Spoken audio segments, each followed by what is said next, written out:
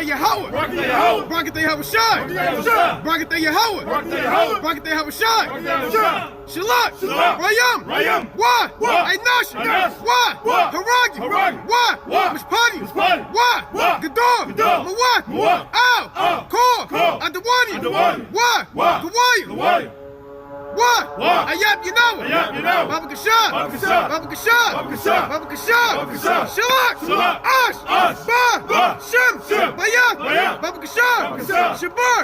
What? Abad. Ayab Yinawa. Baba Kashab. Shabar. Ha. Makan. Shur. Ha. Ayab Yat. Baba Kashab. Sir. Ma. Kayam. Ba. La. Masapad. The water.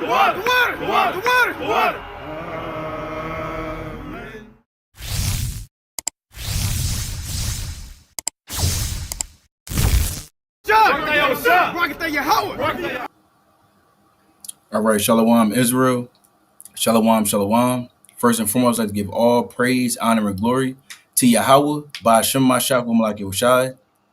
That is to say, Yahweh being named the Heavenly Father, who the world will call God, and Yahweh Shai being named His only begotten Son, who the world ignorantly calls Jesus Christ. This is Brother Kasadi from WFI Jersey, Philly. Brother Yazara. Brother Yatazamak. Khan, and all praise to Yahweh Shem Yahushai.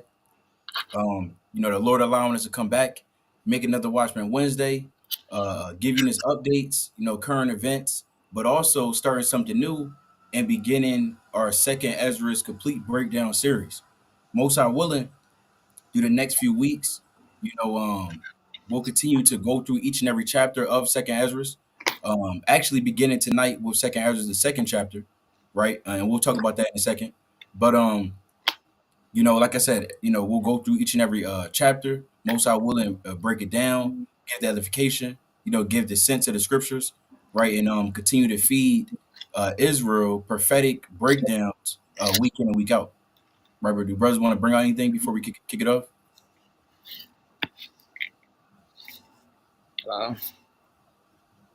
Okay, calm. So I'm gonna show this real quick, right, and show what we're gonna go into tonight. So if you're looking on the screen, tonight's topics, the current events we're gonna go into. If you haven't been keeping watch, the Syrian government has been overthrown.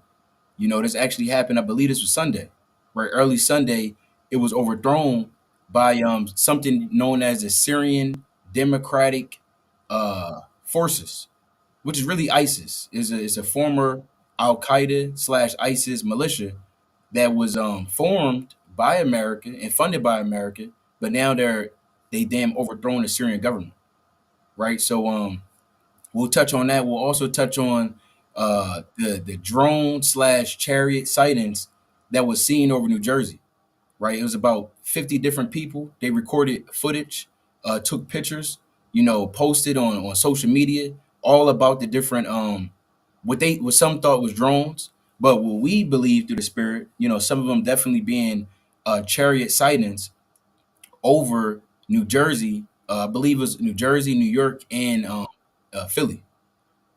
Right, and that's spiritual, because that's exactly where brothers teach at. That's specifically where we teach at, right? WFI Jersey, Philly. So, nevertheless, we're going to go into it. We can kick it right off. Unless a brother want to get in there, we can kick it right off, right? But like I mentioned, Salakia, the Syrian government being overthrown, right? So we want to hop in there.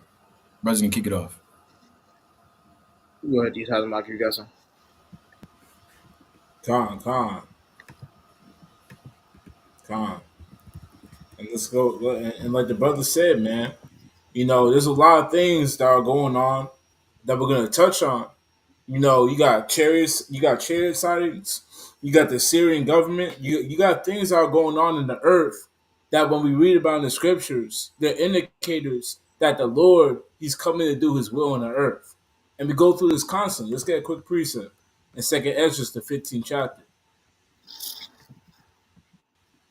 We're going to start at 2nd Esdras 15 in verse 1.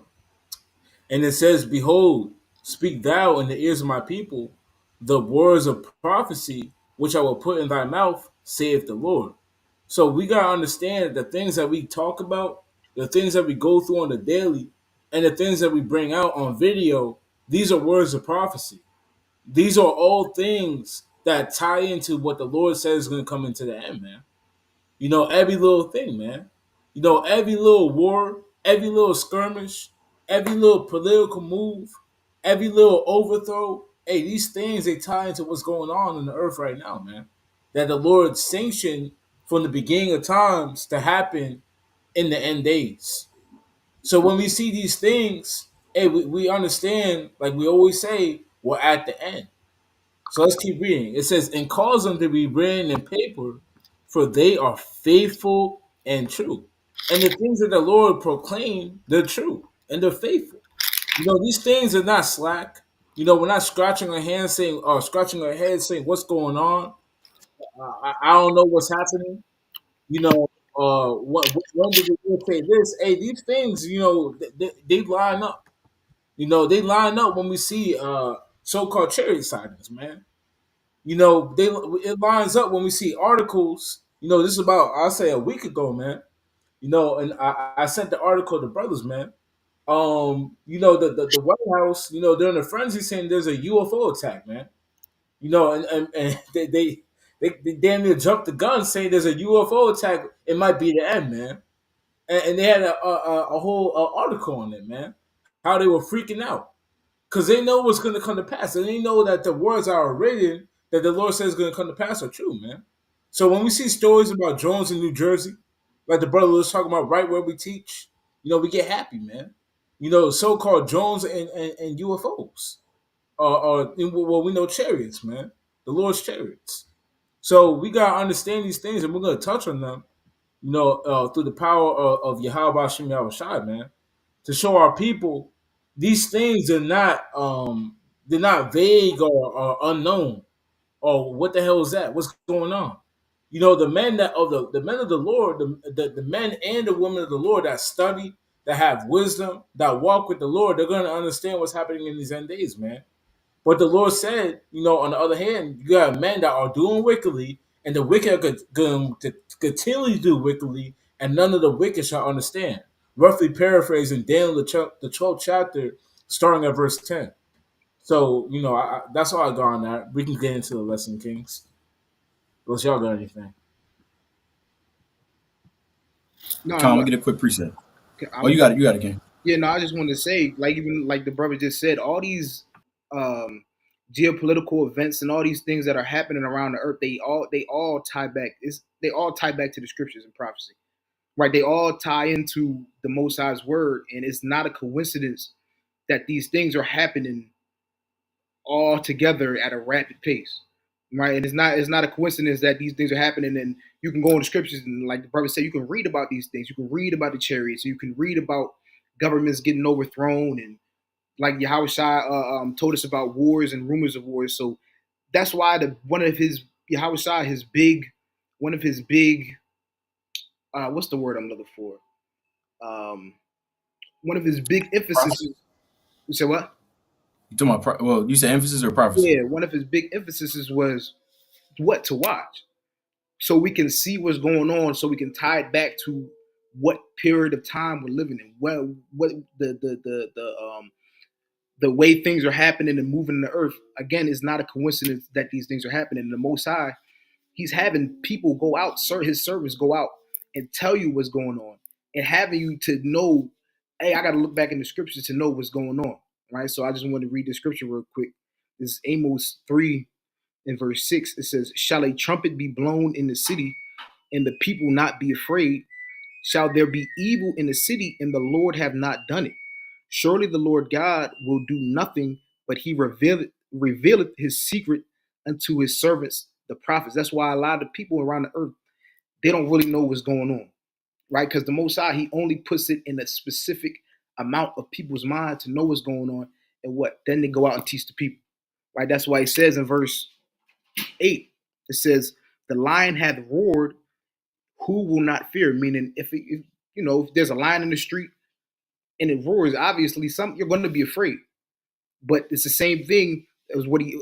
It's the same way when he goes on. It says, "The Lord hath spoken; who cannot prophesy?" So when things are happening in the earth, and you can see the Most High's word coming to fruition, the Most High compels specific people to go out, and it's people all over the globe that are talking about these events that's going on that claim to be Israelites, and they're telling you what's going on. So we have to look at these scriptures, we have to analyze them and see what's going on, because again, this is our measuring stick, things that are going on the earth, the prophecies that's going on the earth.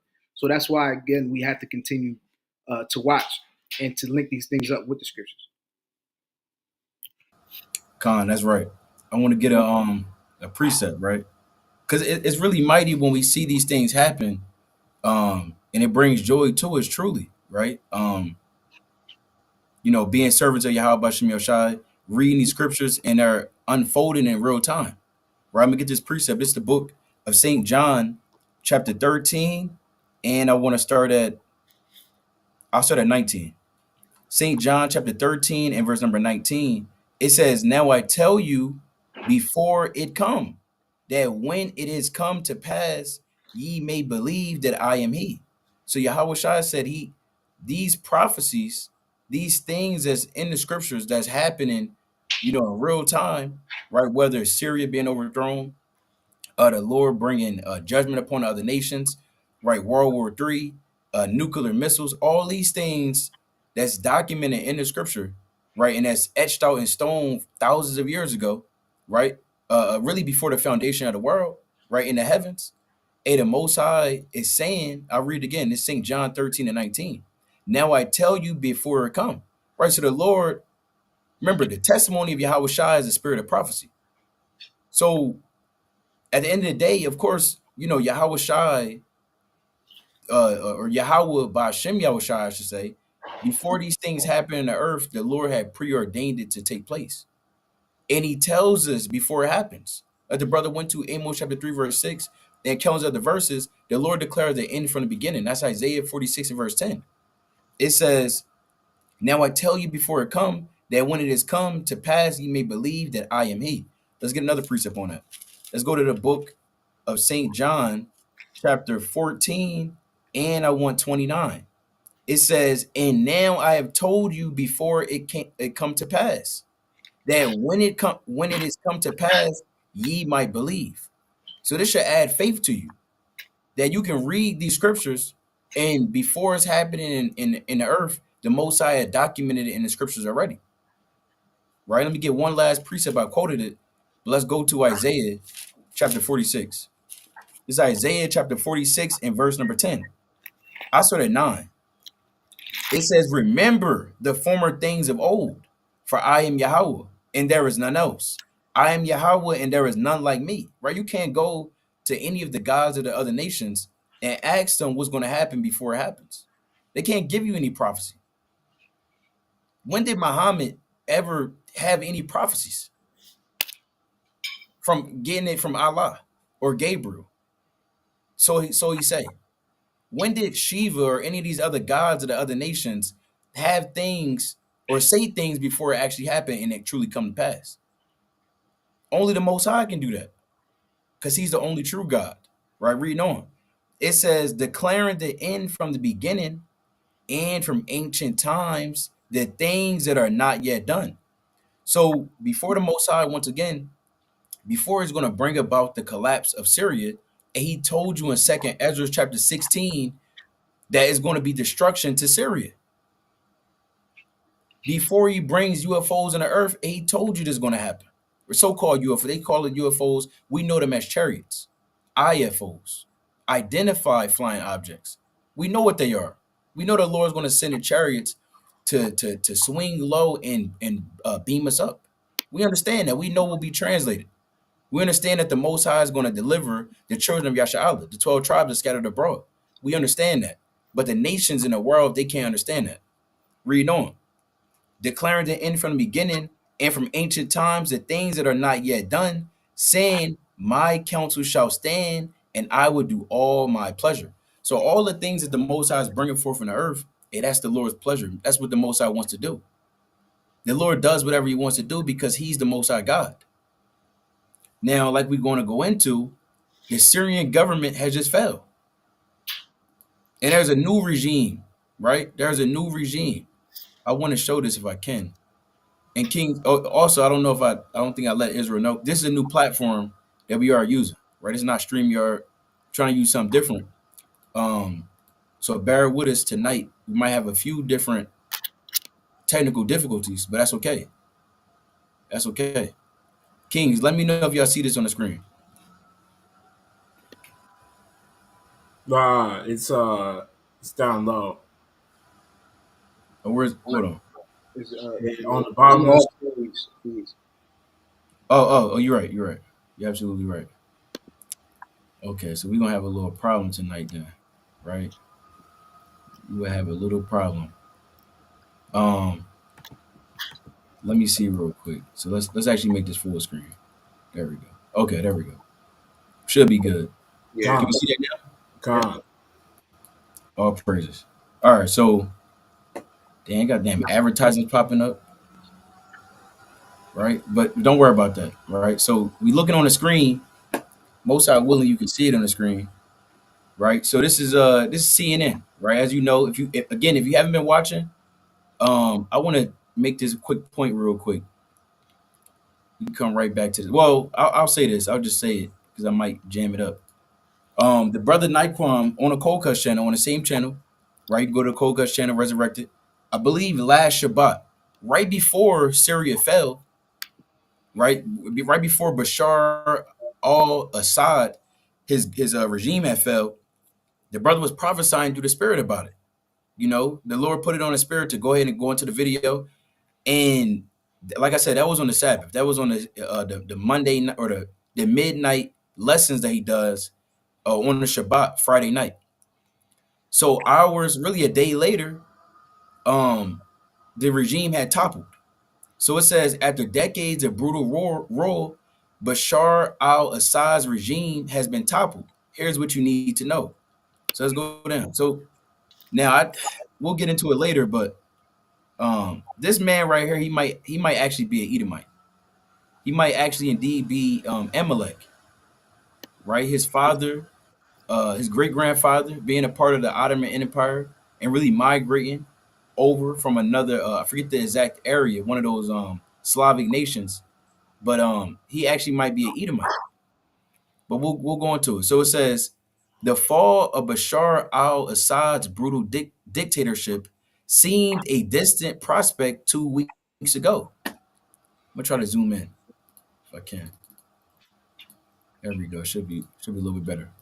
It says, but Syria's rebels completed a speedy and sudden march to power on Sunday, starting an uncertain new era for the country. It says for half a century, the Assad family ruled over Syria with an iron fist, with long documented reports of mass incarceration, torture, extrajudicial killings, and atrocities against their own people. And that's wicked against your own people, right? It says on Sunday after 13 years. And Kings, if you got any points, you know, hop in there, right? But continuing on.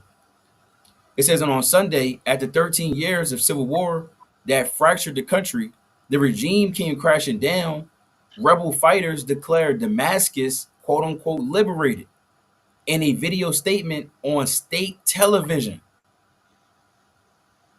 on the TV.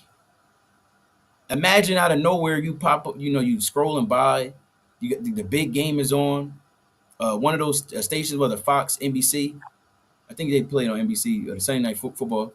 But anyway, one of those stations or ESPN, and out of nowhere, you just have this new damn rebel force saying they just took over America. That's how they got the news that Damascus fell, which is the capital of Syria. It says sending Syrian President Bashar al-Assad fleeing to Russia. So he got up out of there on a first class trip, a private jet got him out of there to go to Russia. Because if you didn't know, Russia actually backed the Syrian president. They really backed the Syrian regime of Bashar al-Assad. And we'll go into the significance as well of Syria, because it's not a light thing, right? That this is actually happening. You don't want to overlook it, right? Or you don't want to overthink it, I should say. Or maybe I said it right the first time. You don't want to overlook it because, again, Syria actually is home to the Euphrates River. And we know what the scriptures say in Revelation 16 about the Euphrates River drying up. So let's continue on. It says, many in the country are hopeful for Syria's next chapter, but the rebels who stormed into Damascus have a complicated past and often it's like an offer an unpredictable future. Right? So like I said, if y'all want to stop me, y'all can, but I'm gonna go into this thing right here. So it said, what happened? An armed rebel alliance charged across Syria over 11 days, sweeping through major cities and reigniting a conflict that had been largely static since a 2020 ceasefire agreement. A new rebel coalition led by the militant group Hayat Tahrir al-Sham, or Sham, right? Or Shem, right? It really should be Shem. But anyway, HTS launched a surprise attack and took control of Syria's largest city, Aleppo, on November 30th, a seismic move that met little resistance from the Syrian army. It's almost as if they was able, just let in. Like the Syrian army just let them in, allowed them to sweep through. HTS, which is formerly a part of Al Qaeda, right? Which is, also one of the smaller factions of ISIS, which is synonymous with always being the leader and taking out all of, quote unquote, the state of Israel, taking out all their enemies, but never going against Israel directly because it's funded by Israel. So let's continue on. So you got to know a little bit of, I think the brother went into it, but you do got to know some geopolitics because this is big. I mean, this is all linking up with the scriptures. So it says Syrian and Russian jets targeted rebels in Aleppo and Idlib, but opposition forces seized a second major city of Hama and quickly advanced on Homs, the gateway to the capital Damascus. As Homs fell, rebels encircled and marched into Damascus. Video showed prisoners being freed from Assad's notorious detention facilities. Rebels and civilians were seen ransacking the presidential palace with footage revealing his luxurious lifestyle and large car collection. So this is some of the footage that's going on right here. Right. And I got a little more I want to bring out, not necessarily on this article, right? But I can well, maybe I'll get it. I'll get it real quick on this article, right? Because it goes into it. Can brothers still hear me? Con. Okay, Con. So it says, who are the rebels? It says Syria's rebel coalition is a new grouping called the Military Operations Command. It's made up of various Islamic and moderate factions who, despite their differences, are united in fighting the Assad regime, ISIS, and Iran-backed militias. So this is what they're saying, right? But let's see what really is going on. You can talk a whole bunch and say this is not what it is, but watch this. They're led by Abu Muhammad al-Jalani, the head of the militant group HTS, who has a complicated past. Once bedfellows with Al Qaeda and apprentice of the future ISIS leader. What does it mean to be apprentice? It means to be an understudy. He was a disciple, if you want to use that word. He was brought up by what? The future ISIS leader. So he was a part of ISIS. It says Abu, however you want to say that, al-Baghdadi, right? It says al-Jalani has sought to distance his forces from the radical Islamism, right? Islamism that his former allies pursued. He announced a split from Al Qaeda in 2016 to create what he said was a Syria-focused anti-regime front with other local factions called Jihad Fatah al-Shem, the Front for the Conquest of the Levant. So they want to take over the whole Levant. I want to pull up, well, we'll get into that a little later, right? Most I willing. But I want to jump down. I want to jump down to right here. It says, but HTS is only one of the numerous armed groups operating in Syria.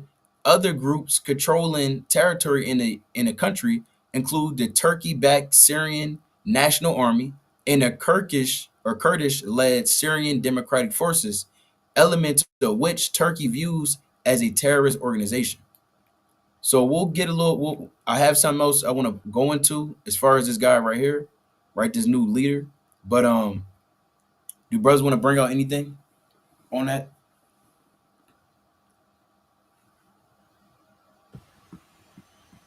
I'll get in there real quick. Pull up,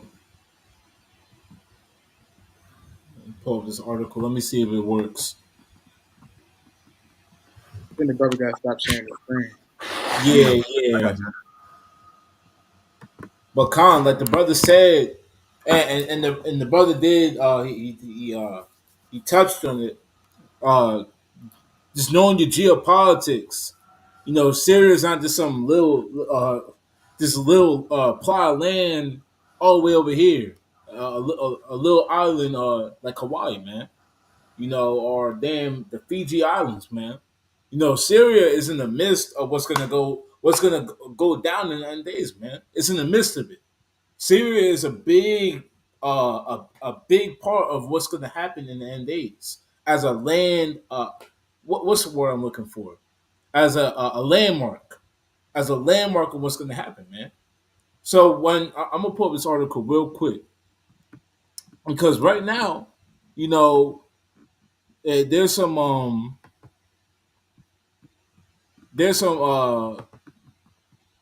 suspects, or the usual suspects that are getting involved with Syria, man. Immediately too. Immediately. Let me see. I don't know if I'm sharing. You are. I'm about to make it full screen. All praises. Like the brother said, immediately, man. Some of the usual suspects are getting involved, man. Like I said, this is not some little plot of land. Damn, like I said, Fiji, the Fiji Islands, man.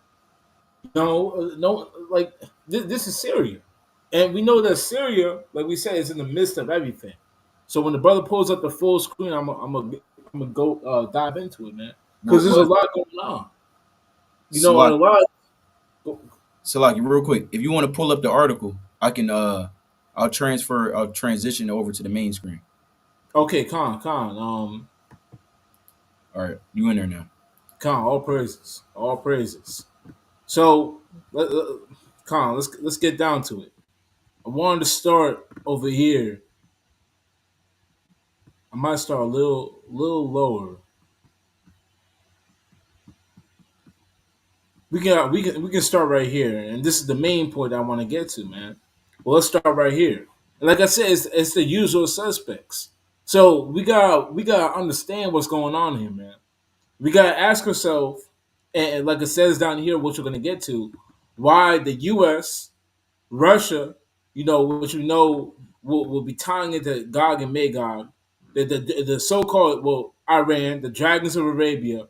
Why all these powerhouses that you read about in the end times, the Babylon, why all these powerhouses have something to do with Syria, man.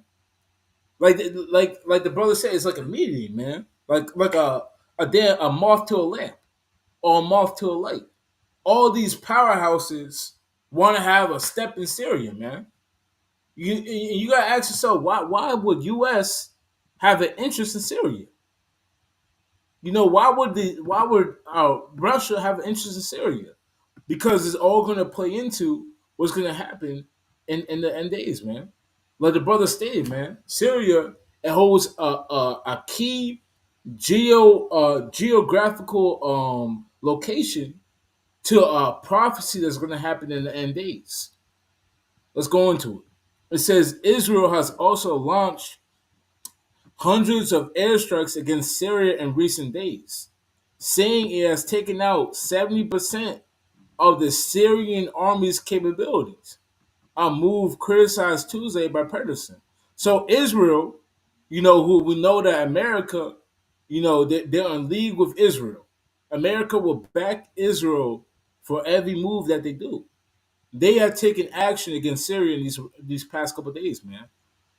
It says that they have launched hundreds of airstrikes against Syria. So right now we understand that there is conflicts that are going on in this area. Just take note of that. Let's keep moving. It says a move. Well, yeah, suck it. The UN Special Envoy. We are continuing to see Israeli movements and bombardments into Syrian territory. This needs to be stopped. Oh, suck it. This needs to stop. He said. Vakil says the collapse of the Assad regime places Israel in a difficult position.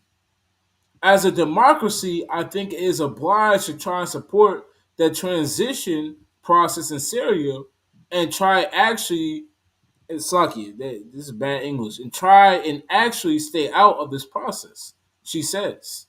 For Jordan, Vakil says, Assad's ouster could be a positive.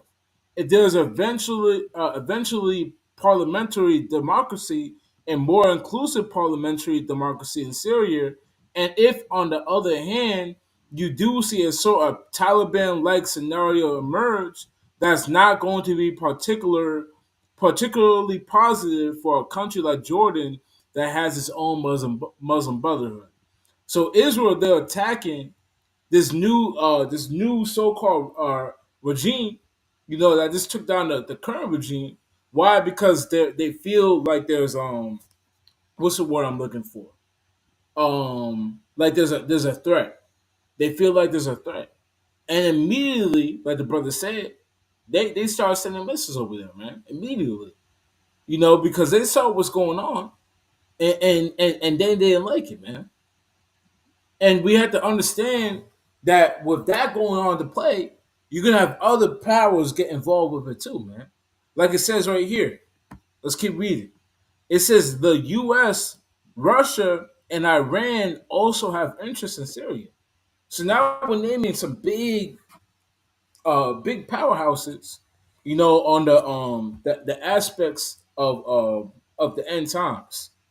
I was naming off the biblical names. Hey, these countries and these powers, they play a key role in end time prophecy.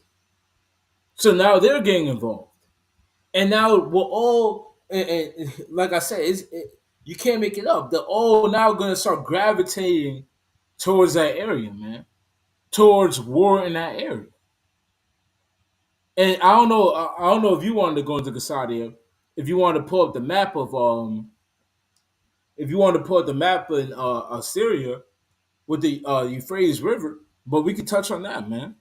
But now we have all these men, or not men, all these countries and powers.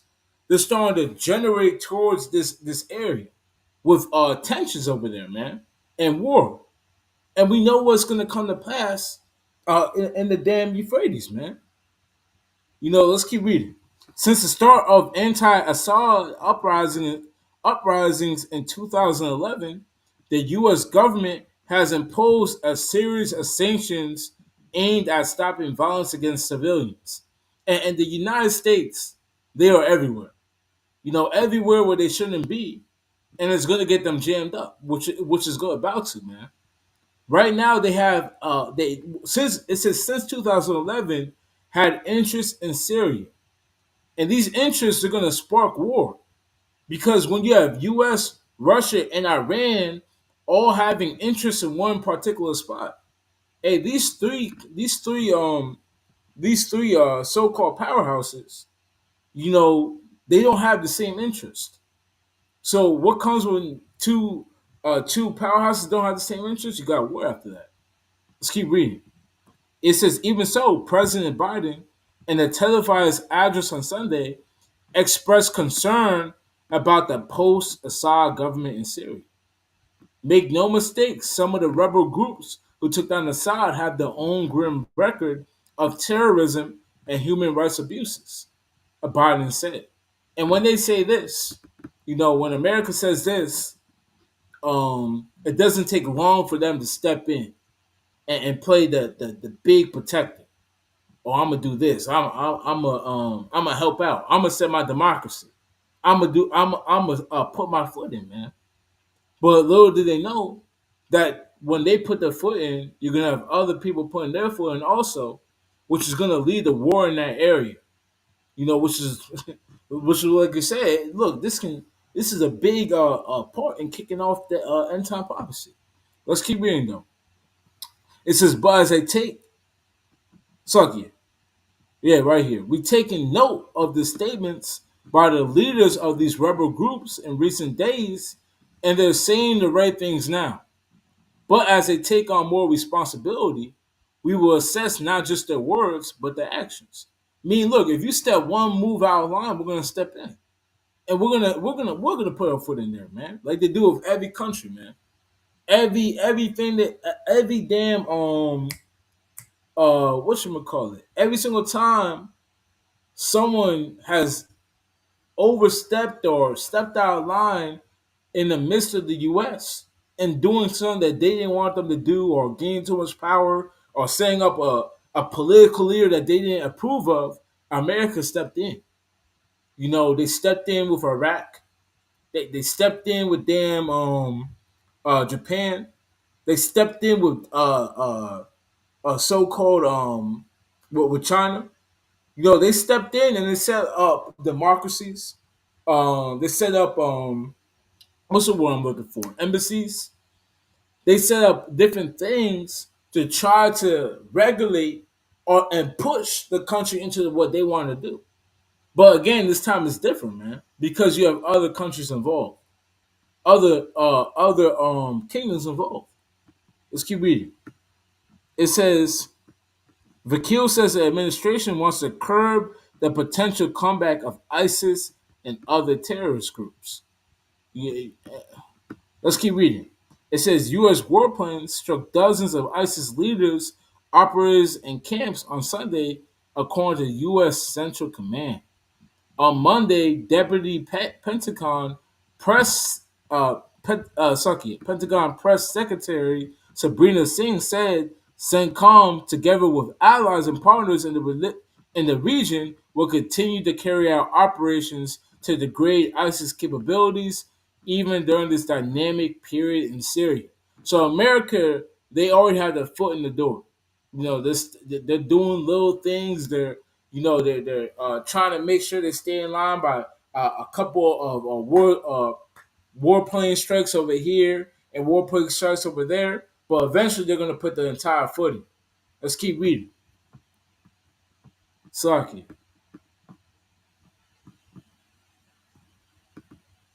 I want to jump down a little bit. Now, this is to Russia, man. It says Russia, a staunch ally of Assad, and the destination for his immediate exile after fleeing Syria over the weekend, appears to have little recourse but to accept the new reality in the country.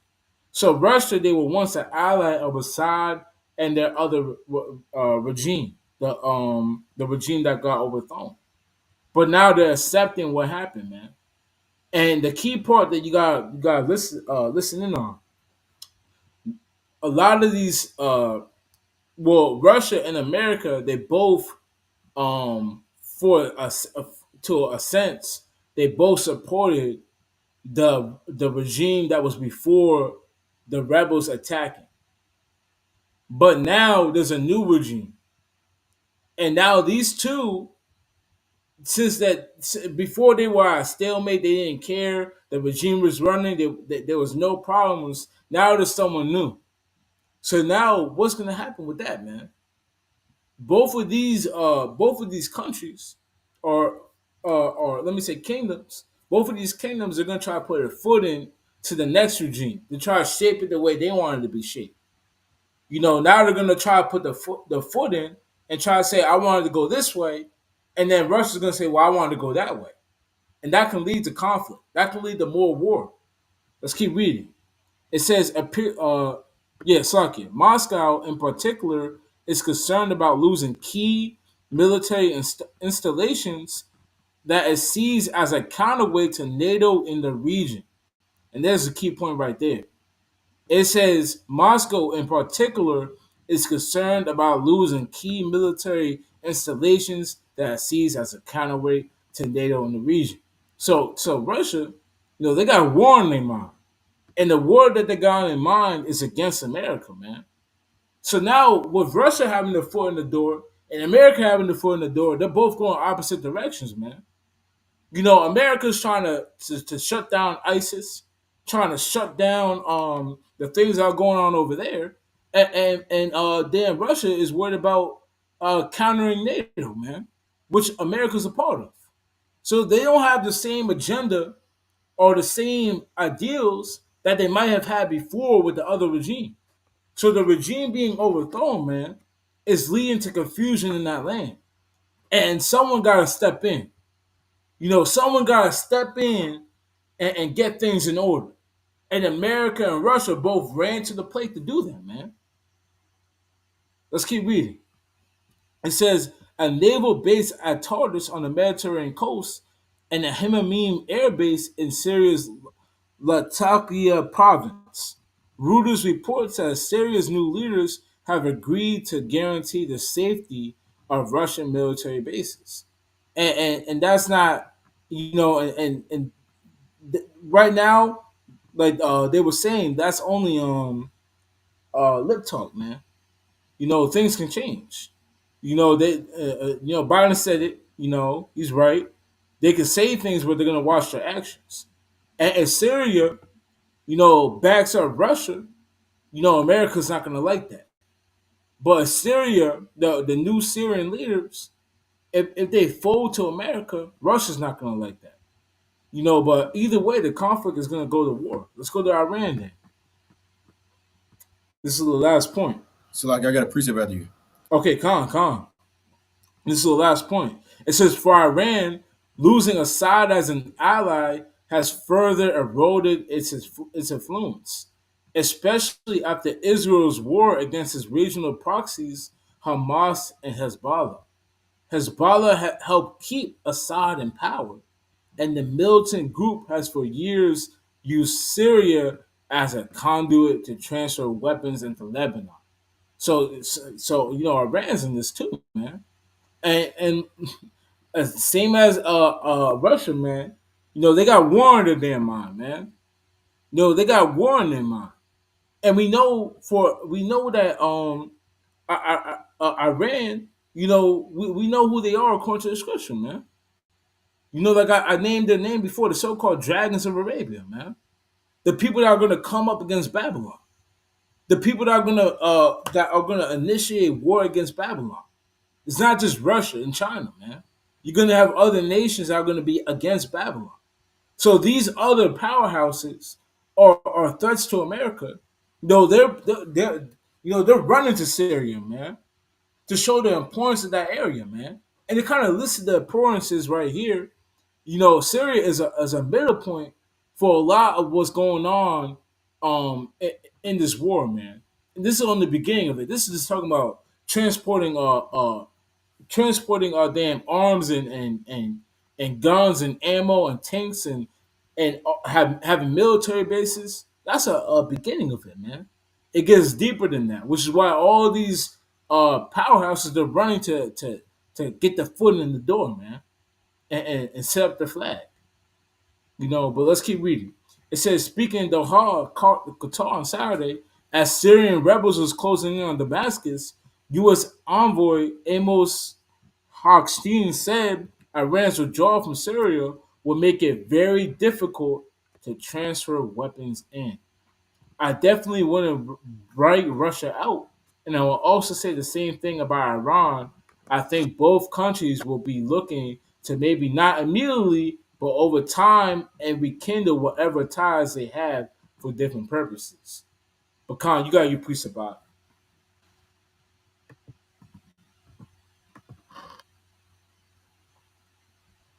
I You think on I'm mute. muted. You on mute. Slaki. I said all praise to Yahweh Shem Shai. Right, let's go right to Wisdom of Solomon. Slaki. Second Esdras, chapter 16. We can get right to verse 1. Second Ezra chapter 16 and verse number 1. Right, because like the brother said, this is all what the Most High wants to do. is to bring these nations to war. And it seems as if now, right, Most High willing, is a perfect time for these nations to start getting and really digging their trenches into the Middle East, to Levant, and get ready for war, right? And get ready for war. This is the book of Second Esdras, chapter 16 and verse 1. It says, woe be unto thee, Babylon and Asia. Woe be unto thee, Egypt and Syria. Gird up yourselves with cloths of sack and hair. Bewail your children and be sorry, for your destruction is at hand. So the Lord said, look, get ready for war. He said, gird yourselves up because your destruction is now at hand. So you're going to see America and NATO and Russia and their allies, they're all going to continue to have a infighting and further dig further and further into Syria, right? Iraq, Iran. Just to make a quick point, we're going to show this. We're going to show this the Syrian map if you haven't seen it before. But just below Syria, to the west, to the southwest of it, is really directly south, is the land of Israel. Now with the Israelis, they would need to cross over, because if they want to go to war with Iran, they would need some landmass to cross over. The landmass they would have to cross over to enter into Iran is Syria, right? Because you got, and I'm gonna show the map, but you have Israel, south of Syria. To the east of Syria, you have Iraq, as well as immediately after that, Iran. So you're going to have a whole war that's going to brew that the Most High said would happen in that land. Let me get this real quick in Amos chapter 1 and verse number 5. This is the book of Amos chapter 1 and verse 5. I saw that 4. But I will send a fire into the house of a Hazael, which shall devour the palaces of Benadad. I will break also the bar of Damascus and cut off the inhabitant from the plain of Avon, and him that holdeth the scepter from the house of Eden. And the people of Syria shall go into captivity unto Kir, said the Lord. And the land of Kir is in the is of the Syria, or of Assyria, right? So in times past, this was what the Syrian Empire that was overcame by the Assyrian Empire, right? And you can even read about that further in the book of Isaiah. Isaiah 9, 10, 37, 38 is going into the rise of the Assyrian Empire, and Isaiah was scribing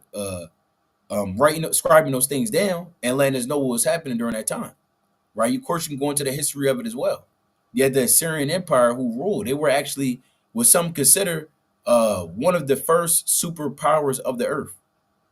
Now, Assyria in times past, they were, it's like the land of Syria, they were overcome by Assyria. But these same things, remember, these scriptures are double to that which is. So the Lord, as he overthrown Damascus before and destroyed it and made it desolate by his enemy, and there's going to be a new enemy that's going to rise up and overthrow Syria, because the land of Syria, again, is where the river Euphrates is. And let's go to Revelation chapter 16. Right, let's go to Revelation 16 on what the Lord spoke about the great river Euphrates. This Revelation chapter 16 and verse 12. And we have a few, we do want to get into the second Ezra's breakdown, right? So we're not going to spend too much more time on this. Again, the brother Nikequan, he went into a good majority of it, right before the collapse. So y'all can go check that video out as well if you want to, dive a little bit deeper into Syria and that regime.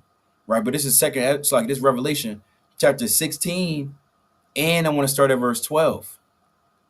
And the sixth angel poured out his vial upon a great river Euphrates, and the water thereof was dried up, that the way of the kings of the east might be prepared.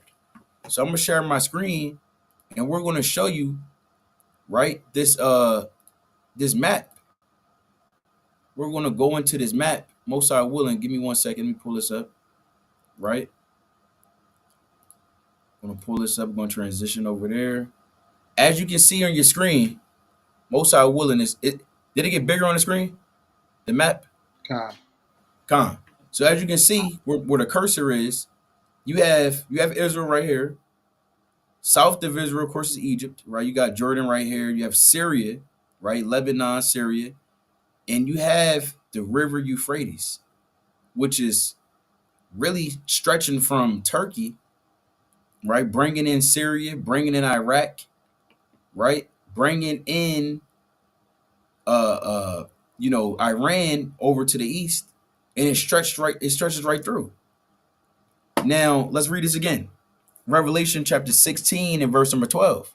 And the sixth angel poured out his vial upon a great river Euphrates, and the water thereof was dried up, that the way of the kings of the east might be prepared.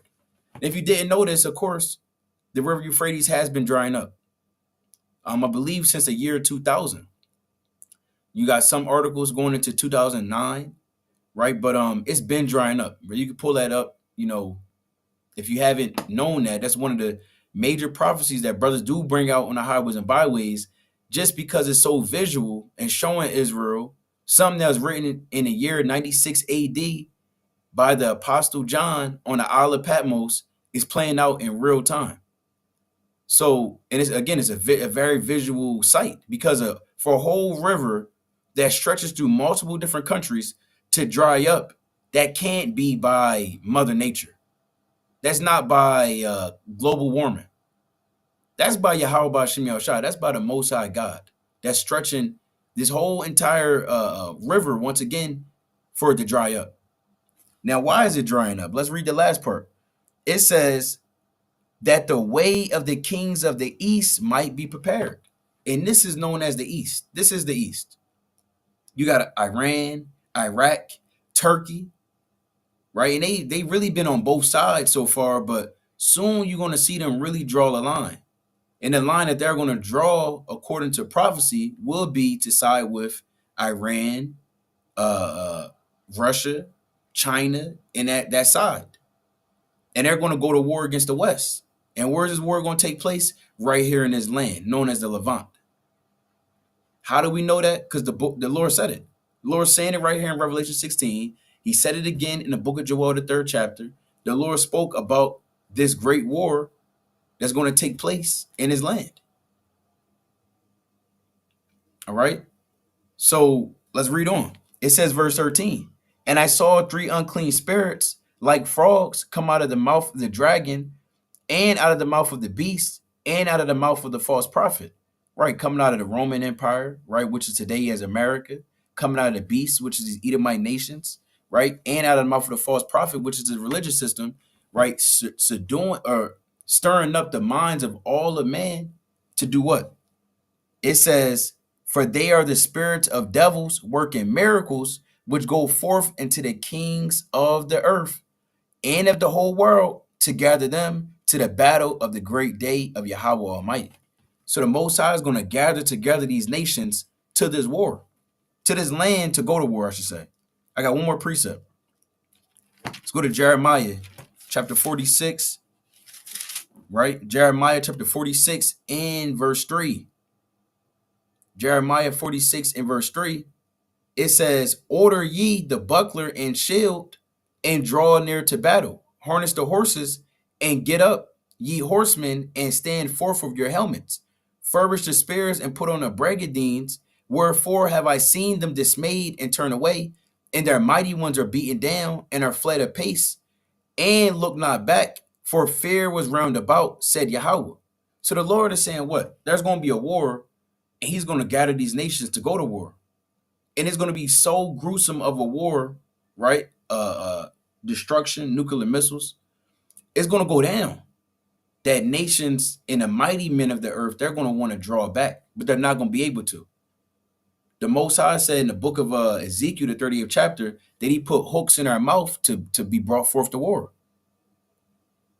And let's just think about it. I mean, I kind of always bring it out sometimes, but what will possess a nation to want to go to war, and the outcome could possibly be nuclear missiles being dropped on your country? There will only have to be the Most High blinding your mind to do such a thing. I mean, who wants to play around with fire? And this isn't just any type of fire. This has the capability to wipe out all of mankind. all of mankind and all of land masses. So all of this right here, Turkey, Armenia, Georgia, Uzbekistan, Russia, whatever that is, Iran, Baghdad, Iraq, all of this, it's not going to be those names no more. See, all of this is, again, of the Most High's will to really allow the Israelites to take over rulership, right? We'll have all of this. This will be ours. The earth is going to be given to you. And the Lord said in Daniel 7:18 that we're going to take the kingdom. Daniel 7:27. Isn't that prophecy? Right? And we know there's an elect that the Most High has. There's going to be kings, rulers, judges, princes over the earth. And we read about that in the book of 2nd Ezra, the 2nd chapter. Right? So, Ezra, did you want to go into this? Not the mat, but I had a precept though. And I might have a couple articles real quick. I know we're getting a little long on this topic, but this is 2nd Ezra's. Y'all can hear me, right? Con. Okay, Con. This is 2nd Ezra's chapter 15, and I'm gonna start at verse 14. Right? It says, "Woe to the world and them that dwell therein, for the sword and their destruction draweth nigh, and one people shall stand up to fight against another, and swords in their hands." And this is what you're starting to see, is that the people of the earth, they're starting to get this mentality, and you can tell it's a spirit that's coming upon the people of the earth for the Most High's will to be done, because there is just war in the earth, no matter where you go, especially in that Middle East region. But you can see it brewing over here in Babylon, civil war. You see it over there in Eastern Europe with Ukraine and Russia. You see it in the Middle East. You see it all over. Why? Because this is the Most High, again, like we see, if we can see it happening in the earth geopolitically and throughout all these nations, we can read about in the Bible, and that's what we can read. That's what we're talking about right now. It says, "The sword and the destruction draweth nigh." So I'm gonna start again. "For the sword and the destruction draweth nigh, and one people shall stand up to fight against another, and swords in their hand." And this is the point, verse 16. It says, "For there shall be sedition among men, and invading one another. They shall not regard their kings nor princes, and the course of their actions shall stand in their power."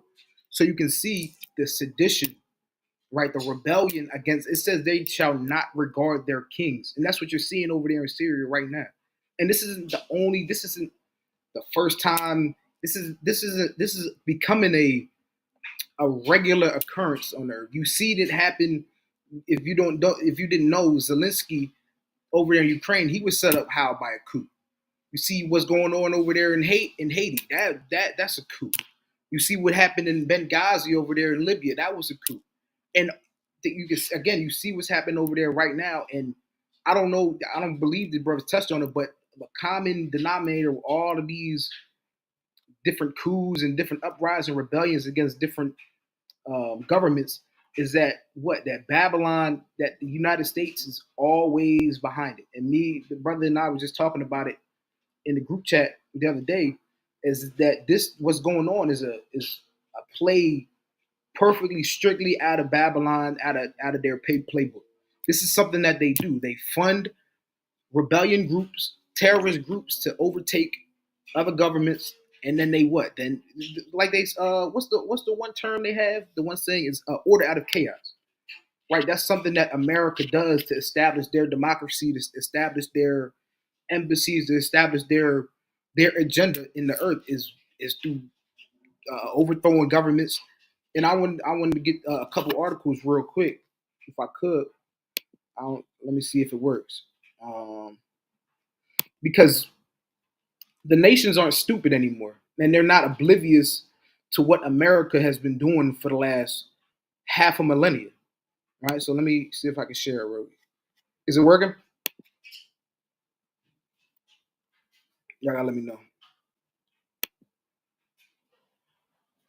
Okay, Con is good. Con, you good, King? Okay, Con.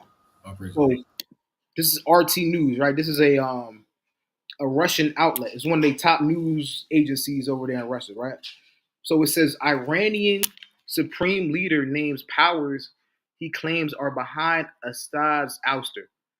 Ayatollah Ali Khamenei has said the U.S. and Israel organized the armed revolt in Syria.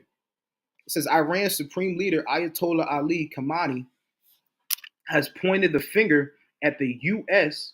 and Israel over the ouster of former Syrian President Bashar Assad. Right, because like the brother, like he was just reading in his article, the Russia, Iran, they were friendly. They were friendly regimes to the Assad regime, just like he was reading. Hezbollah, Hamas, all these different axis of resistance powers that we talked about before. That's how they would get their weapons over. Is through the airports of Syria, right? There, that's how they would get their weapons. So this is why you see America and Israel. They're behind. They're really behind all the because you think these terrorist powers. What was the name of this group? The HTS, Yeah, highest, HTS. yeah. They think they just got the weapons and the power to go overthrow a whole government. No, they had to be funded by somebody, and it was by the U.S. because they don't want the sphere of influence coming from Russia, the sphere of influence coming from Iran, right? So they had to do something about Assad because he was friendly with all these different with Russia, with Iran, with all these different powers, right? So even Iran, their supreme leader is telling you this, right? It says he also dismissed claims that Tehran has been weakened by the latest developments in the Middle East. Several armed opposition groups mounted a surprise offensive in Syria late last month, led by Hayat Tahrir al-Sham, or HTS, like the brother said, with government forces offering little to no resistance. Militants swiftly seized several major cities, eventually taking the capital Damascus on Saturday. Assad fled to Russia with his family, where they were granted asylum. Addressing the thousands strong congregation on Wednesday, Ayatollah Khamenei said that there should be no doubt that what happened in Syria was the result of a joint American Zionist plot. You see that? So these nations, they're not, again, oblivious or ignorant to the fact that all the unrest that's coming in the world, all the rebellion and all the coups, they're not like even Paul says, they're not ignorant to Satan's device. This is a playbook play out of America's playbook, and this is just furthering the hatred of these other nations toward America. Right? They're already calling them the Great Satan, and America, they looking at everybody else like they're the problem, but the whole world, especially the whole Islamic world, the Middle East, these Arabs and these different people, they know. Even Europe and the EU, they're starting to realize who they're really on sides with, because the whole earth is starting to realize that America, they're no good, right? America really is that great Satan. And I had a precept real quick. It's Jeremiah 49. I think I want to start at 10. I'll start at 7. It says, concerning Edom, thus saith the Lord of hosts, is wisdom no more in Teman? Is counsel perished from the prudent? Is their wisdom vanished? Matter of fact, I want to start at 10, verse 10. But I have made Esau bare, I have uncovered his secret places, and he shall not be able to hide himself.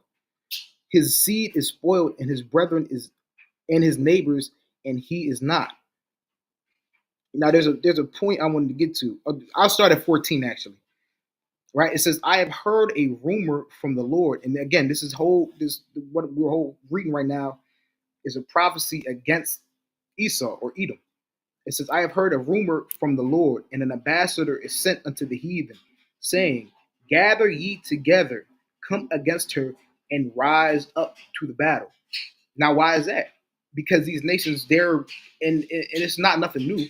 Iran's been calling America the Great Satan for decades now. But now all these other nations, they're starting to get the drift. They're starting to get the idea that, okay, America, that maybe Iran, maybe all these different, maybe Russia, maybe Saudi, maybe they were right. maybe America is no good. Maybe they are bad. Maybe they aren't the police of the earth or the peacemaker. And we're gonna get. I want to get another precept in Psalm 55. They act and they want to make the make the act that they're the peacemaker in the earth, but they're really not. Right? We're gonna read on. It says, "For lo, I will make thee small among the heathen and despised among men." And again, that's why all these other nations are starting to hate America, because again, like we always say, this whole thing is the Most High's movie, and He's given us what? The script. He's given us the plot, and we're seeing these things play out on the earth because it was written before we even was. It was written before time, right? This whole thing was written out, and we're seeing it play out on the earth. Now, I had one more. That was the point on that article. I'm going to share one more article because, again, like I said, let me know if y'all can see it. This is a play out of their playbook. Con, you good, King? Okay, Con. It says, "Why the West cheers for Al Qaeda successors taking over Syria?" Because you can see that Israel and America, they're kind of big up in this terrorist group who's really Al Qaeda, who's really ISIS. They're big up in them for taking over this regime. Right? So let's see. It says, "What reasonable person?" I'm not going to read the whole thing, but if y'all want, just go to RT.com, RT News, and they have a lot of good material that's not going to give you the propaganda that America's trying to push it. Right? The CNNs, the MSNBCs, the Fox Newses. Now you got to go to different alternate news sources because America, they're not going to keep it all the way 100 with us over here. Right? So it says, "What reasonable person wouldn't give terrorists the benefit of the doubt? Maybe banking on jihadists will work out this time. If not, the West can always just bomb them into oblivion. That should work out about as well as it always does." It says, "Where have we seen this movie before? Ah, yes. Anti-Soviet warrior puts his army on the road to peace." So it's going to. So this is a journalist, right? And this was his title. And it's going to show. I'm going to just read it. It says, "Journalist Robert Fisk wrote in the Independent in 1993." So he wrote this article about this anti-Soviet warrior who put his army on the road to peace, and is going to tell you. And this was back in 1993. He's going to tell you who was talking about and who he wrote about. It said about Al Qaeda founder and former CIA asset against Soviets in Afghanistan, Osama bin Laden. You see that? So America, they at one point they were big up in Osama bin Laden. If you didn't know, he once was a CIA asset, and he was an anti-Soviet warrior, obviously, and he was fighting against Russians that were in Afghanistan. And what the America was funding him. This is how Al Qaeda actually first formed and started. Right. So this is a play out of America, and I'm gonna get one more precept. Psalms, and I quoted it earlier, but this is Psalms 55 and verse 21. 55 and verse 21. Am I there? Yeah, verse 55 and verse 20. It says, "He hath put forth his hands against such as be at peace with him. He hath broken his covenant." Right? Because America, they try to show peace. They try to fund and give resources to these different rebellion groups. And as you can see, they did the same thing with Osama bin Laden. They come with peace. And then you read this again in Revelation, the 13th chapter, where it says they spoke as a lamb. I mean, they looked as a lamb, but spoke as a dragon. Right? They come with peace, but they're in their heart. They don't mean no good. Right? It says he had broken his covenant. The words of his mouth were smoother than butter, but war was in his heart. His words were softer than oil, yet were they drawn swords. So there's always an ulterior motive when America is doing these different things. And all this is doing, like the brothers were saying, is causing unrest in the Middle East and causing all of these different nations to jostle for power in that Middle East region, where we know that the battle of Armageddon, the Valley of Jehoshaphat, all of this is going to take place. So again, you gotta really keep watching on these things, because again, the Most High, He's given us as a people the privilege to see, to not only know that this is written before time, but He's also given us the script to see what's going on. He's given us the play by play of what we should be watching for, right? And we're seeing it with our own eyes, and that America, through the power of the Most High, they're shaping global politics right now, and they're shaping really they're bringing the world on the edge. And you see all of America, their politicians and this regime that's in place right now, the Biden regime, they're really bringing the world on the edge of World War III, and that's just 2, 3, 4, 5, 6 steps, 7 steps closer to our redemption ultimately. But brothers, y'all got it. Con. All praise to Yahweh Shem Yahushai. So we did have another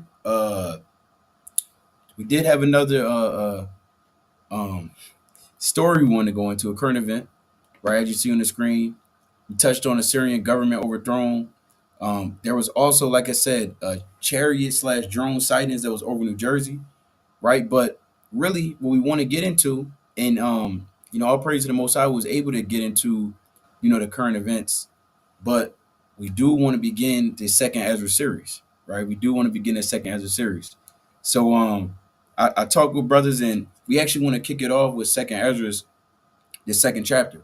And the reason being, the first chapter, it covers some of the things and events that took place during first Ezra's, right? As well as when you read even the account of Ezra, right, which you found in the Old Testament, right? That covers a lot of the things you find in first Ezra's as well, right? So we want to kick right off with second Ezra, the second chapter, and most High willing, to the Lord call us home, week in and week out, we'll break down second Ezra's, and we'll try to go over, multiple chapters, if we can through the Spirit. Also being mindful of time, right? But most High willing, at the very minimum, we'll try to get through second Ezra's, the second chapter tonight, right? So we'll kick that off, and how we'll do it, Kings. Of course, we got a reader, but brothers got points and precepts y'all want to bring out. Just stop the reader, get right into it, right? But did we agree that I'm gonna read, right? We can't hear you, King. You on mute? I said I'll read tonight. Okay, con. All praise to Most High. All praise. So yeah, once again, we're going to break down, and Most High willing, we'll put a timestamp in the comments as well. So if you miss anything, if you're just tuning in, the first hour essentially was covering, the Syrian government being overthrown, right? But Most High willing, we'll cover second Ezra, the second chapter, right? So we kick it off, King. Second Ezra chapter 2. This is the book of second Ezra chapter 2, starting at the top. It says, "Thus saith the Lord, I brought this people out of bondage, and I gave them my commandments by my servants the prophets, whom they would not hear, but despised my counsels." And Salaki, real quick. And the reason, right, if you don't know, second Ezra's, right, is one of the more perfect, not to say other books in the Bible aren't going directly into end time prophecies, but if you read second Ezra's, what we're going into, right? It's a lot of things that's going on the earth, and we want to be very present in that moment, right? Before we continue, can you go to Sirach chapter 39 and verse 1? Well, I'll get it actually. I'll get the precept. You can stay right there, Ken. This is the book of Sirach chapter 39, Ecclesiasticus chapter 39, and I'm going to start at verse 1. It says, "But he that giveth his mind to the law of the Most High, and is occupied in the meditation thereof, and will seek out the wisdom of all the ancient, and be occupied in prophecies." So we want to be occupied in prophecies, right? Most are willing, every Watchman Wednesday, we're strictly going into end time prophecies, current events, end time breakdowns. This is what this class is for, right? To continue to get built up in the prophecies. Let's read on, verse 2. And brothers love these prophecies. That's why we're here. Remember, the Lord said that what? I'm gonna come right back to that. Let's go to Revelation real quick. This is Revelation chapter 19 and verse 10. And I fell at his feet to worship him, and he said unto me, see thou do it not. I am thy fellow servant and of thy brethren that have the testimony of Yahushua. And if you say you have the testimony of Yahushua and you believe in Yahushua, then you should know what the testimony of Yahushua is. It says, worship Yahweh, for the testimony of Yahushua is the spirit of prophecy. Right? And Esau, he wants to take that out the earth. Right? Because if you're having prophecy, meaning the only way you can prophesy is if the Lord told you things that's going to happen before it happened and then it actually happened. Meaning the Most High is true. So Esau's job is he wants to get the prophets out the earth. He even had Trump 4 years ago when he was in office. He said, I want to get rid of all the perennial prophets of doom that stand on corners and that teach that talk about the destruction of this empire he was going into. If you think I'm lying, look it up. It was at the World Economic Forum, right? World Economic Forum 4 years ago, and he was going into the quote unquote perennial prophets of doom. Who was he talking about? He's not talking about whatever this man name is, Abu Muhammad, that just overthrew the Syrian government. He wasn't talking about him. He's talking about you men that believe in Yahweh Shem Yahshua, that teach the word, that's on the highways and byways, that's waking up the elect using these precepts, right? So I'm gonna read that again. It says, for the testimony of Yahweh Shai is the spirit of prophecy. So back to Sirach chapter 39 and verse 2. It says, he will keep the sayings of the renowned men, and where subtle parables are, he will be there also. And that's where you want to be. You want to be focused right into these breakdowns. These things, they require a little light to be shined so you can get to understand it. Because these things are written in code, if you got ears to hear. These are parables, and you got to break these things down through the spirit, right, and get the proper understanding. Right, we can get right back into it, King, unless you had a point. Nah, I was gonna bring up that video for you, but Oh, you got it? yeah, if you want it. Yeah, let's bring it up. All praise to the Most High.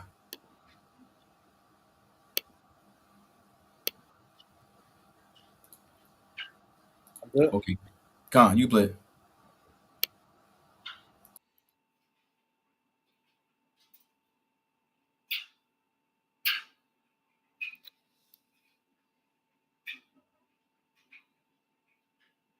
Damn, Esau with his ass. When I spoke at this forum 2 years ago, I told you that we had launched the great American comeback. Today, I'm proud to declare that the United States is in the midst of an economic boom, the likes of which the world has never seen before. Today, I'm pleased to announce the United States will join 1 Trillion Trees Initiative, being launched here at the World Economic Forum. 1 trillion trees. And in doing so, we will continue to show strong leadership in restoring, growing, and better managing our trees and our forests. But to embrace the possibilities of tomorrow, we must reject the perennial prophets of doom and their predictions of the apocalypse. They are the heirs of yesterday's foolish fortune tellers, and I have them, and you have them, and we all have them. And they want to see us do badly, but we don't let that happen. They predicted an overpopulation crisis in the 1960s, mass starvation in the 70s, and an end of oil in the 1990s.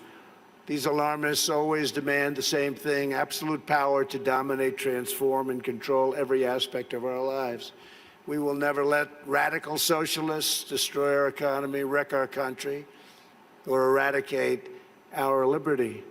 America will always be the proud, strong, and unyielding bastion of freedom. In America, we understand what the pessimists refuse to see: that a growing and vibrant market economy focused on the future lifts the human spirit and excites creativity, strong enough to overcome any challenge by far.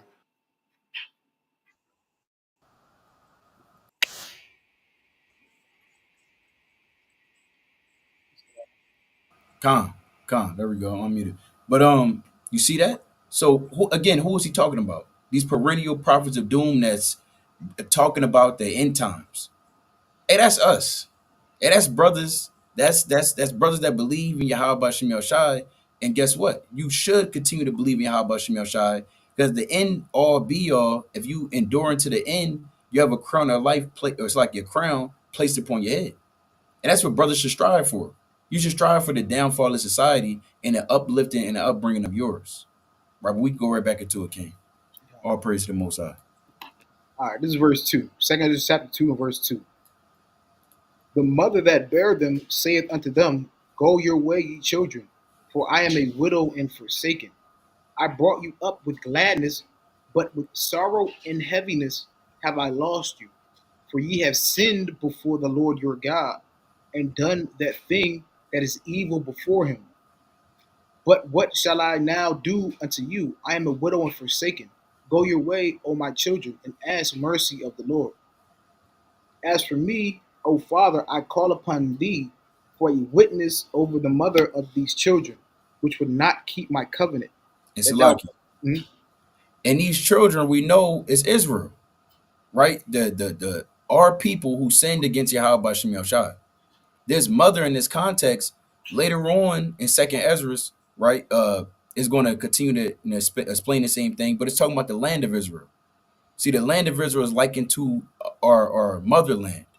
You read about that in Galatians chapter 4 and verse 26, right? We have a land, our motherland is the land of Israel. So this mother in this context is talking about Israel. And the children are all the inhabitants of the nation of Israel that inhabited the land of Israel.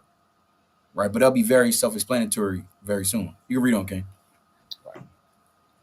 that thou bring them to confusion, and that their mother, Salaki, and their mother to a spoil, that there be no, that they may be no offspring of them. Let them be scattered abroad among the heathen. Let their names be put out of the earth, for they have despised my covenant. And this happened, right? We've been scattered abroad amongst the heathen. The Lord told Ezra it's going to happen, and it happened. The Lord told Isaiah it would happen, and it happened. Jeremiah, all the prophets. He said that Israel would be cut off and scattered. And this just had to play out. So then you got Yahweh Shai and the apostles, which you read in the quote unquote New Testament, where now they're going back and gathering Israel, who was amongst those Gentiles. Let's go to Tobit. I'll get the precept actually. Right? I'm gonna get Tobit chapter 13 and verse 3. Right? Tobit chapter 13 and verse 3. It says, Confess him before the Gentiles, ye children of Israel, for he has scattered us among them. So we've been scattered amongst the heathen. That's why you got brothers in America. You got Giannis Antetokounmpo. He's from Greece. I always bring this out. You got Kyrie. Damn, he was born in well, he's from Jersey, right? We're not gonna take that away from him being in Jersey, but nevertheless, he was born in Australia, if I'm not mistaken, or Germany, one of those two countries. Martin Lawrence, he was born on a military base, I believe, in Germany as well. Ben Simmons, right, who used to be with the 76ers, he was born in Australia as well. So you got Israel that was scattered abroad. We know we got people in Japan. We got our people that's in South America. We in Canada. We all across the four corners of the earth. You had something you want to show, King? Yeah, Yazra?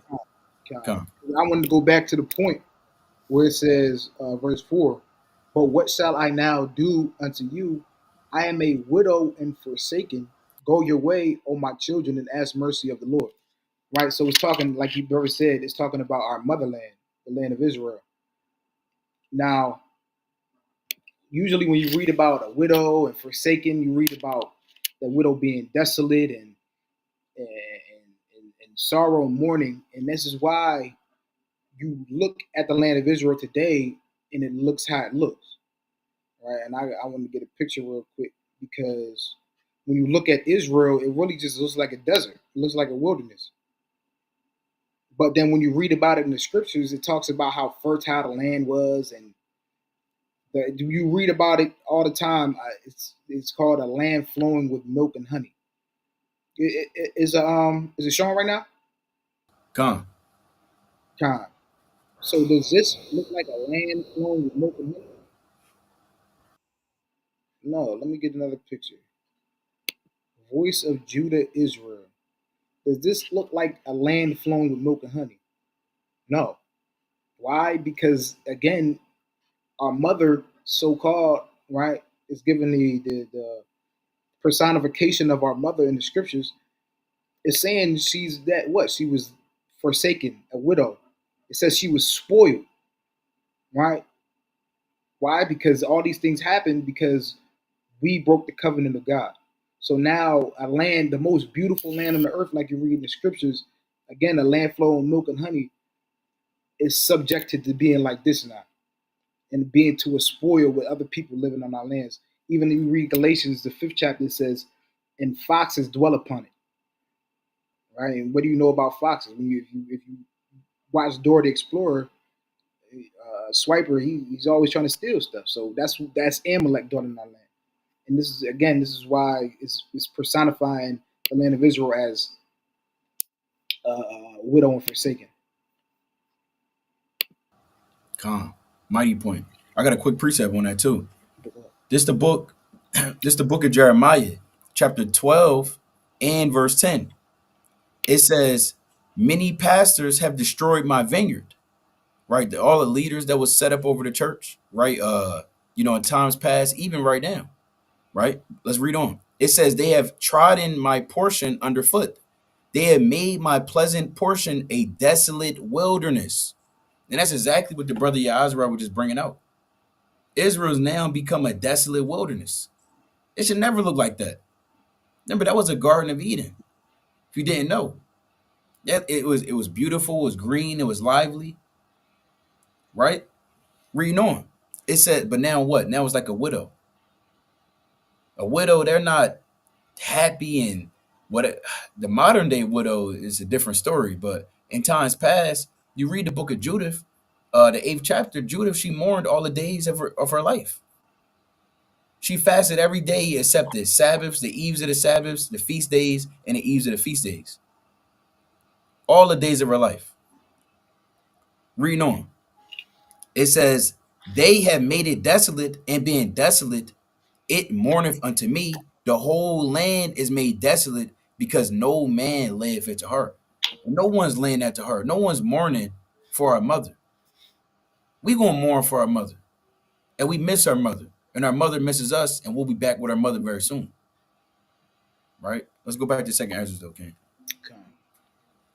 The second Ezra, chapter 2 and verse 7. It says, let them be scattered abroad among the heathen.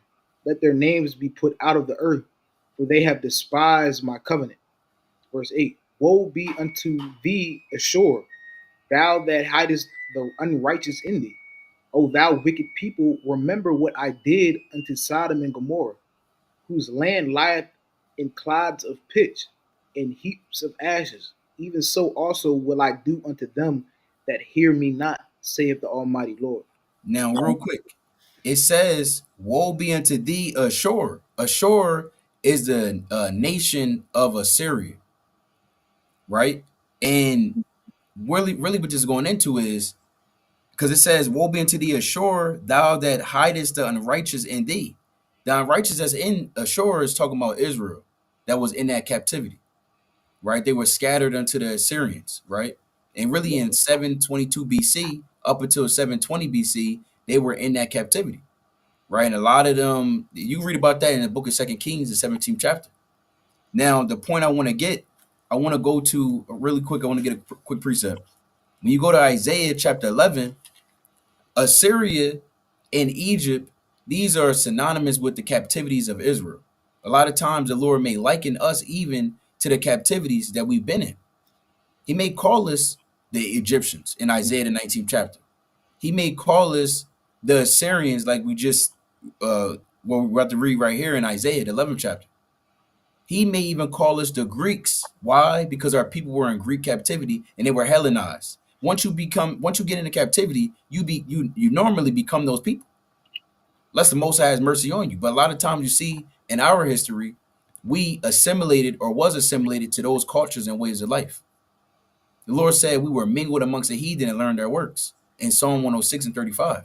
So let's read this in Isaiah 11 and 11 real quick. It So Isaiah chapter 11, verse 11. And it shall come to pass in that day that the Lord shall set his hand again the second time to recover the remnant of his people, which shall be left from Assyria and from Egypt and from Pathros and from Cush and from Elam and from Shinar and from Hamath and from the islands of the sea. And he shall set up an ensign for the nations and shall assemble the outcasts of Israel and gather together his dispersed of Judah from the four corners of the earth.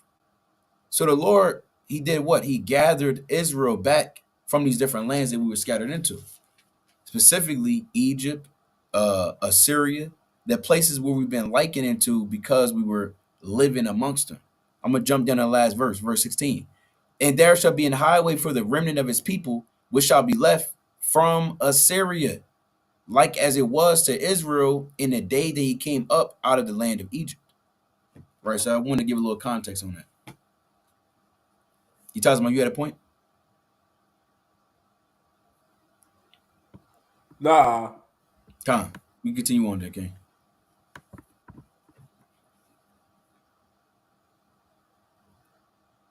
You on mute. Yeah. Con. Verse 10. Thus saith the Lord unto Ezra, tell my people that I will give them the kingdom of Jerusalem, which I would have given unto Israel. Their glory also will I take unto me, and give these the everlasting tabernacles which I have prepared for them. Now, real quick, right? Real quick. Because it says, tell my people, who's the Lord's people? Israel. Right? This is Israel. It says, tell my people that I will give them the kingdom of Jerusalem, which I will have given unto Israel. Meaning what? We understand, even in Romans 11 chapter, right? It kind of goes into the same thing. But there was, actually, let's hold that. Let's go right to Hosea. Hosea, right? It's going to break it down really quickly. I want to go to Hosea, the 9th chapter. Right? So our people Israel that departed from the Most High and got down with the heathen, they were likened unto the heathen. It's going to tell you that later in Second Ezra, the 2nd chapter, right? But as we're reading, I want to give you the context. So this is the book of Hosea, chapter 9, and I want to get verse 1. It says, rejoice not, O Israel, for joy as other people, for thou hast gone a horn from thy God. Thou hast loved a reward upon every corn floor. The floor and the winepress shall not feed them, and the new wine shall fall in or fell in them. It's like it fell in her. Meaning what? Israel, we went from nation to nation, seeking riches, seeking shelter, comfort on a physical level and a spiritual level, and got down with these different nations. Read on. They shall not dwell in Yahweh's land. That's what we just read in 2nd Ezra chapter 2 and verse 7. That the Lord say he will scatter us. Read on. But Ephraim shall return to Egypt. Ephraim is the head of the northern tribe. So when it's saying Ephraim, it's really talking about the northern tribes. Read on. It says, Ephraim shall return to Egypt, and they shall eat unclean things in Assyria. Like we read that Ashur hideth the unclean. It's like it hideth the unrighteous in her. Right, we read in 2nd Ezra, the 2nd chapter. Reading on. Actually, I'm gonna jump down. I want to jump down to. Damn, what did I want? I want to jump down one more time, right, to get the point. 16. Is it 16? I'm gonna read 16. It says, verse 16. It says, Ephraim is smitten, their root is dried up. They shall bear no fruit. Yet though they bring forth, yet will I slay even the beloved fruit of their womb. My God will cast them away, because they did not hearken unto him, and they shall be wanderers among the nations. So the Lord cast them away. He cast the northern tribes away, right? But it wasn't just northern tribes, right? The Lord really cast away all of Israel, because Israel forsook the Most High. You even have in the New Testament, you had certain Israelites, right? Jews that believed in the Lord, but majority of Israel did not follow the Most High. And it was of the Most High putting on the spirit of the apostles to bring them back those that did believe that were driven out into all the different lands, all the different nations. It's set in the Acts, the 2nd chapter, in the 5th verse, as well as all the ministries that Paul, Barnabas, Silas, Titus, Timothy had went on to continue to bring back the rest of the Gentiles to the Most High. But I want to go to Hosea chapter 1, then we can finish back up in 2nd Esdras. It's Hosea chapter 1 and verse 10, as we know. It says, "Yet the number of the children of Israel shall be as the sand of the sea, which cannot be measured nor numbered. And it shall come to pass, then the place where it was said unto them, Ye are not my people." Right. The Lord had cast away.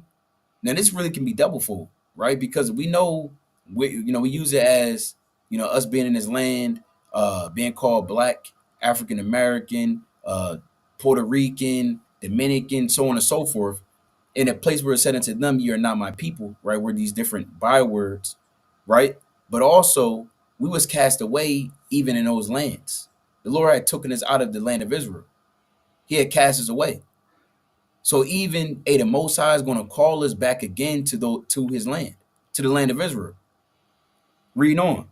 It says that in the place where it was said unto them, "Ye are not my people," there shall be said unto them, "Ye are the sons of the living God." Then shall the children of Judah and the children of Israel be gathered together and appoint themselves one head, and they shall come up out of the land, for great shall be the day of Jezreel. And that's what we're going to read about in 2nd Ezra, 2nd chapter. Don't get confused and think the Lord is now dealing with the other nations.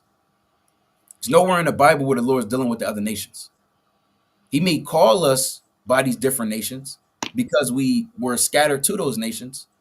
He never called the Japhites. You never see anything about the Japhites, any of these other nations, but the only names you may see, like Egypt, like Assyria, like the Greeks, is because our people were in those lands during those specific times.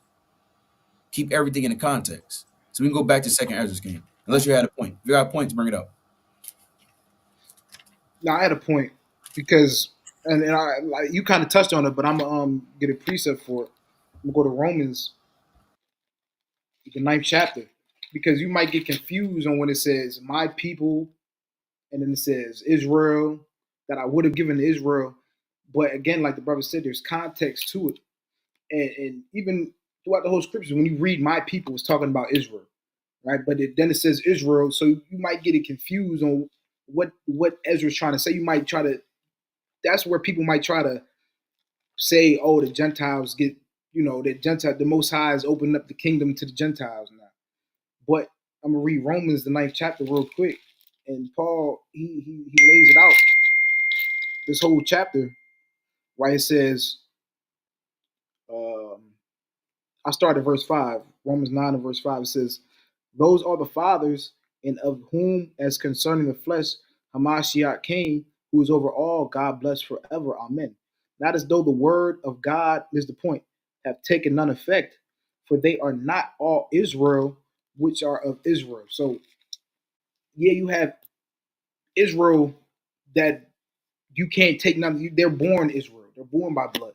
But the Most High, when he's talking about his people, he's talking about Israel that's actually following him, Israel that actually has faith, right? Israel that actually believes. So when he's talking about "I would have gave it to Israel," he's talking about those that had a chance, because the Most High gave all of our people a chance to believe, to be grafted in, to come into this faith, to come into the covenant.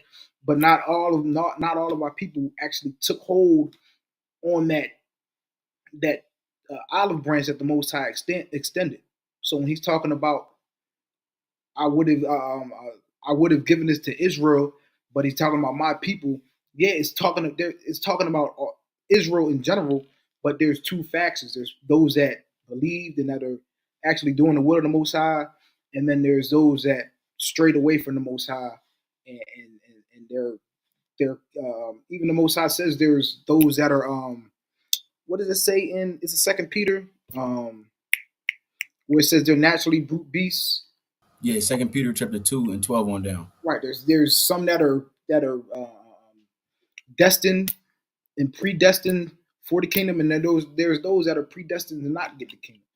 Right. So that's what it's talking about when it's talking about you see Israel and then it says my people. There's a split. If brothers and sisters can understand that. Con. All praise to the Most High. But where were we at? I believe we left off at verse 10. No, Come. verse 11. We read verse 11. Okay, come. Their glory, verse 11. Their glory also will I take unto me, and give these the everlasting tabernacles which I had prepared for them. They shall have the tree of life for an ointment of sweet savor. They shall neither labor nor be weary. Go and ye shall receive. Pray for few days unto you, that they may be shortened. The kingdom is already prepared for you. Watch. Take heaven and earth to witness, for I have broken the evil in pieces and created the good. For I live, saith the Lord. Moreover, embrace thy children and bring them up with It's gladness. like, Yeah, go it's ahead. like it said mother, Yeah, mother. What did I say? moreover. Oh, Salakia. Verse Con. 15. Mother, embrace thy children and bring them up with gladness. Make their feet as fast as a pillar. For I have chosen thee, saith Yahweh. And those that be dead will I raise up again from their places and bring them out of their graves. For I have known my name in Israel. It's like it. And you see that just literally 6 verses down, 7 verses down, you see the Lord is telling you who he's talking about, his people. He said, for I have known my name in Israel. Right? It's going to tell you in an even, well, we read that same verse, or the previous verse, verse 15, for I have chosen thee. We know who's the chosen. Right? So again, don't get confused over certain things. Right? That's why we clarifying as well as we go. You continue on, King. Verse 17. Fear not thou, mother of the children, for I have chosen thee, saith Yahweh. For thy help I will send my servants Isaiah and Jeremiah, after whose counsel I have sanctified and prepared for thee 12 trees laden with diverse fruits.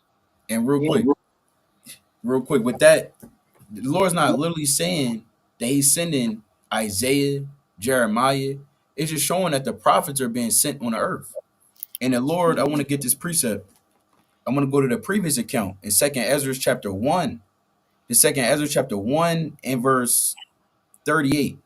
It says, and now, brother, behold with glory and see the people that coming from the east, unto whom I would give for leaders Abraham, Isaac, and Jacob, Hosea, Amos, I believe that's Malachi. It's like that's not Malachi, that's Micah. It says Joel, Obadiah, and Jonah, Nahum, Habakkuk, Zephaniah, Haggai, Zechariah, and Malachi, which is called also an angel of the Lord. So the point is, Jeremiah and Isaiah in this context, it's just symbolic of not, let alone being leaders, but also the prophets of the Lord being brought back on the earth. Like you read in Revelation 11 chapter, you have the two prophets. Now, it's not to go into the breakdown, but that's a plethora of different breakdowns, I should say, right, or of different folds that I can go into. You got Elijah and Moses. Right, okay. You got Elijah and Moses. Right, I'm gonna meet the brother. Right, I think he handling something. Right, but you have Elijah, you have Moses.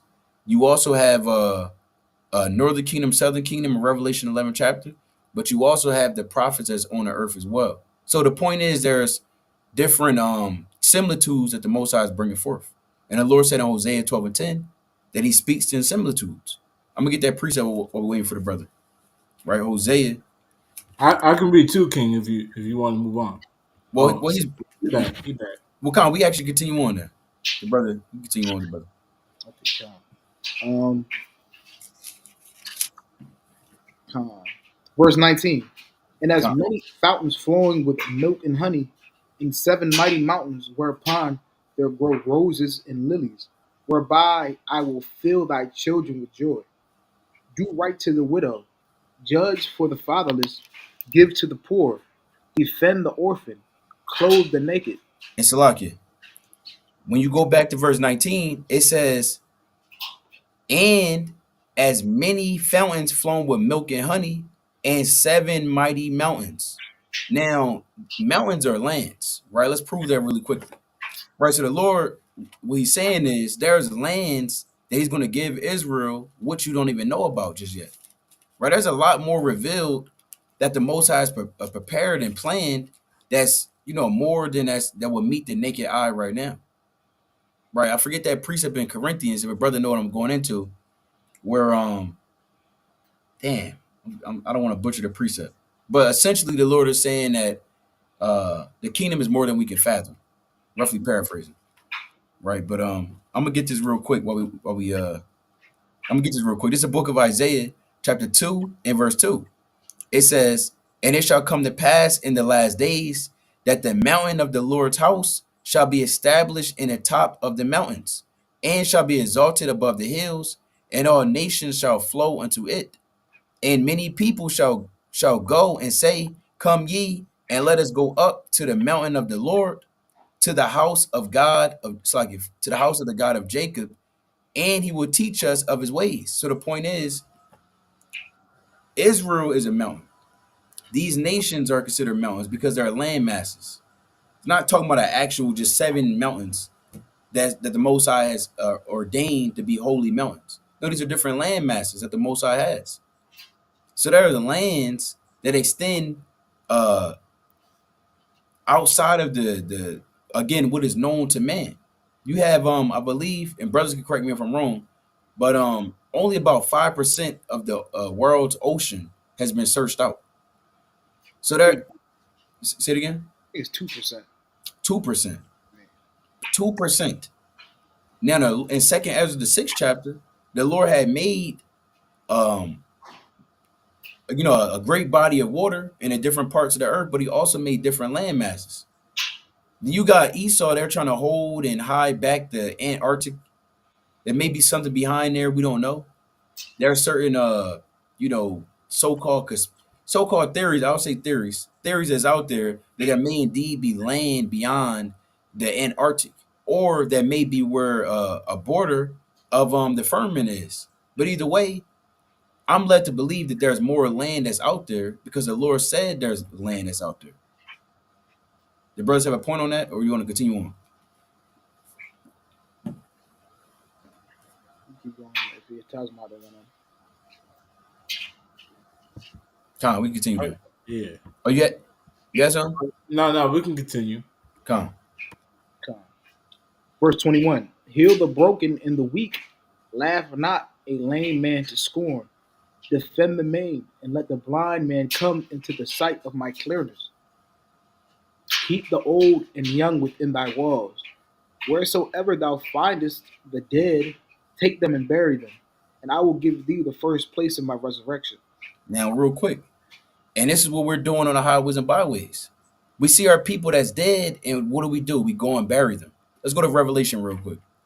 Let's go to Revelation chapter 11. Right, and we made this point about this account, right? But we want to get it right really quickly. Right, so when we see our people that's dead, spiritually dead, not knowing what's going on, not knowing who they are, right? Call themselves Black, African American, right? Then going through the curses, and we have to resurrect that man through the spirit and power of Yahweh Shem Yahshua. Now, if the Lord wants him to obtain the Holy Spirit, then he will. And he'll be quickened and awakened like we were, like you are. Let's bring this out in Revelation chapter 11 and verse 7. Revelation chapter 11 and verse 7. And it reads, it says, hold on. Yeah, this is it, verse 7. Well, I'll read verse 7. Come on. It says, and when they shall have finished their testimony, the beast that ascendeth out of the bottomless pit shall make war against them and shall overcome them and kill them. Right? Talking about the prophets. Prophets going out, teaching the word. Remember, their testimony is the spirit of prophecy. And this beast that ascends out of the bottomless pit, which is these Edomites, they're going to come and try to destroy the children of Israel. This is known as Jacob's trouble. Verse 8 is the point. It says, and their dead bodies shall lie in the street of the great city, which spiritually is called Sodom and Egypt, where also our Lord was crucified. And they of the people and kindreds and tongues and nations shall see their dead bodies 3 days and a half, and shall not suffer their dead bodies to be put in graves. Now, this is taking place or has been taking place up until the point of our people waking up. Our people have been asleep, right? We've been dead. We still sleeping dead for the most part, right? But the Lord is now awakening us up after those 3 days. He's waking a lot of brothers and sisters up across the four corners of the earth. The point is, we are in these dead bodies, and the nations know that. They see us dead. They see us damn leaning. It should never be kings leaning on damn promethazine, codeine, and whatever else they put in their cup. Shooting fentanyl, doing all God knows what evil right now, right? Putting drugs and different things in their body, as well as completely against the laws of the Most High, killing each other, robbing from each other. You understand? All these different things are going on with our people, and we are dead in a dead state. Right? We're in hell right now. If you have ears to hear. So the point is, the Lord said, look, when you see your people, you want to go resurrect your people, and you'll get the first place in the resurrection. You want to go bring them back to the Most High, and the Most High will in turn allow you to be a part of those men that's going to have the crowns placed upon their heads later in this chapter in 2nd Ezra, the 2nd chapter. Did you have a point on that, or you want to go back to it?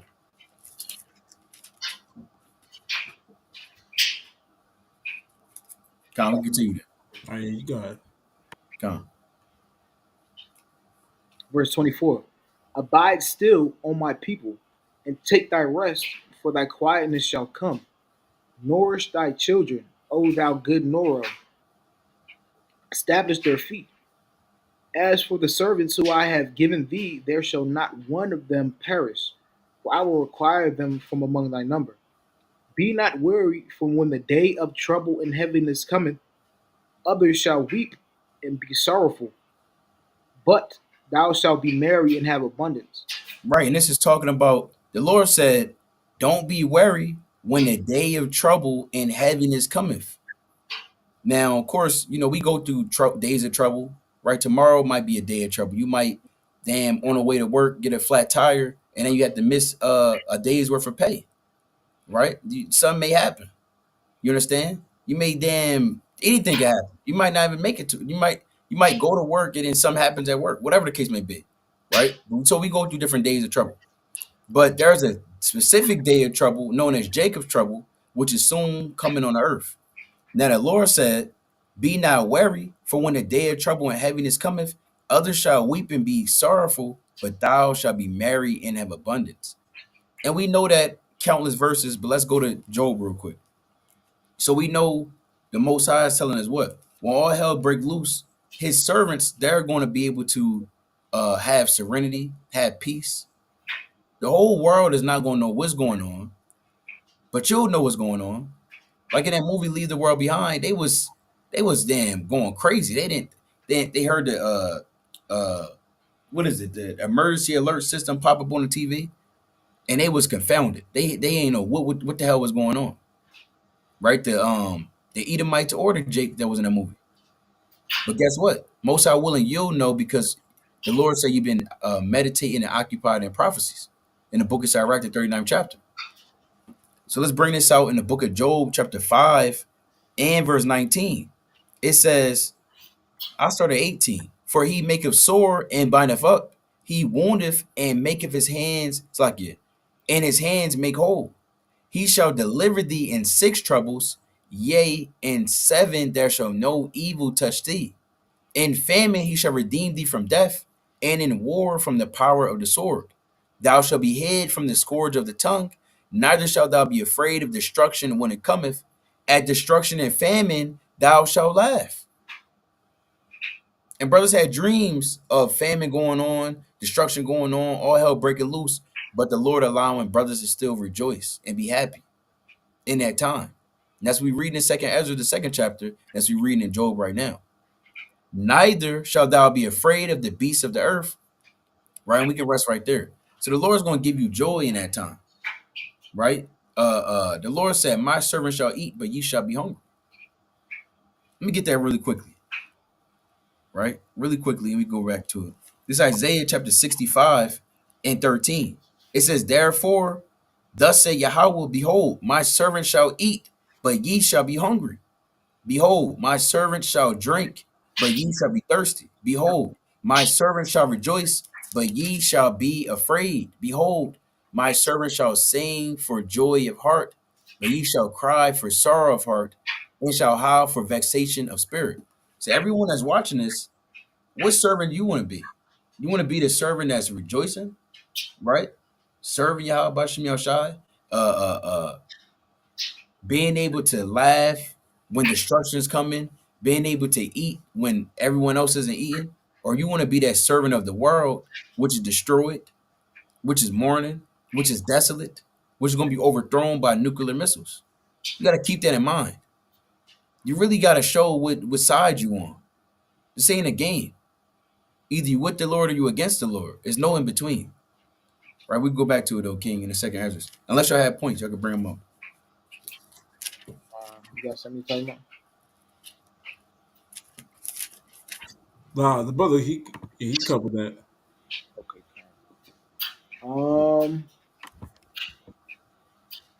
Verse 28. The heathen shall envy thee, but they shall not be able to do nothing against thee, saith the Mm. Lord. My hand shall cover thee, so that thy children shall not see hell. And Slakia, we gotta go over that because we just dance over that hell. You're gonna have a brother in the comments thinking that hell Right. is a place underneath the earth. But one of y'all brothers want to go into that? You tell me you've been kind of quiet over there, brother. I'm in there. I'm in Kind there. Yeah, so so like the brother said, we don't want people to go astray with that. And say, well, yeah, hell's underneath the ground. You know, Satan is leading these children to hell, the children of Israel to hell. But the Lord, He's stopping it. You know, the Lord with his hand, you know, He stops the children of Israel physically from being taken to hell by Satan, man. That's not what it's going into. You know, when you read up and you get the context, and I'll get a quick precept too. When you read up and you get the context here is the day of trouble. You know, the day of trouble, the days of anguish, heaviness, where people are weeping and being sorrowful. That's the hell it's talking about, and it tells you right here. Um, when you read when you read verse 27, I'll read it real quick. It says, "Be not weary, for when the day of trouble and heaviness cometh, others shall weep and be sorrowful, but thou shalt be merry and have abundance." I think I went up a little bit more. Slakia. Let me read up a little bit more. Yeah, verse 26. It says, "As for the servants whom I have given thee, there shall not one of them perish, for I will require them from among thy number." So on one fold, it's talking about not perishing in what? The second death. Death by nuclear missile. You know, death by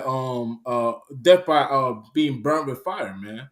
The Lord, He's gonna protect all those that serve Him and have a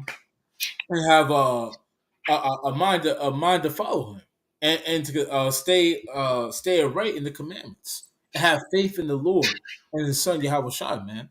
He's gonna save them from that. But also in days of trouble and anguish, that the brother brought out, you know, the Lord, His servants are gonna be eating, man. You know, you're gonna have men out crying, weeping, dying of the famine, dying of disease. The brother went to Job, dying of the beasts of the earth. You know, and then you got the Israelites on the other hand, man. They're gonna be dwelling amongst the beasts with a covenant with the beast, where the beast won't harm them, man. You know, they're not gonna die from a damn scorpion bite, you know, or a scorpion sting. You know, like a wicked man will. So these men are going to be taken away from hell.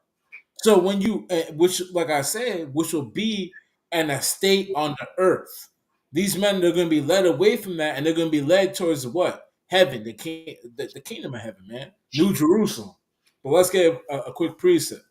It's one of my favorite ones for this, because when you understand the scripture, you know judgment takes place on earth. It's very simple.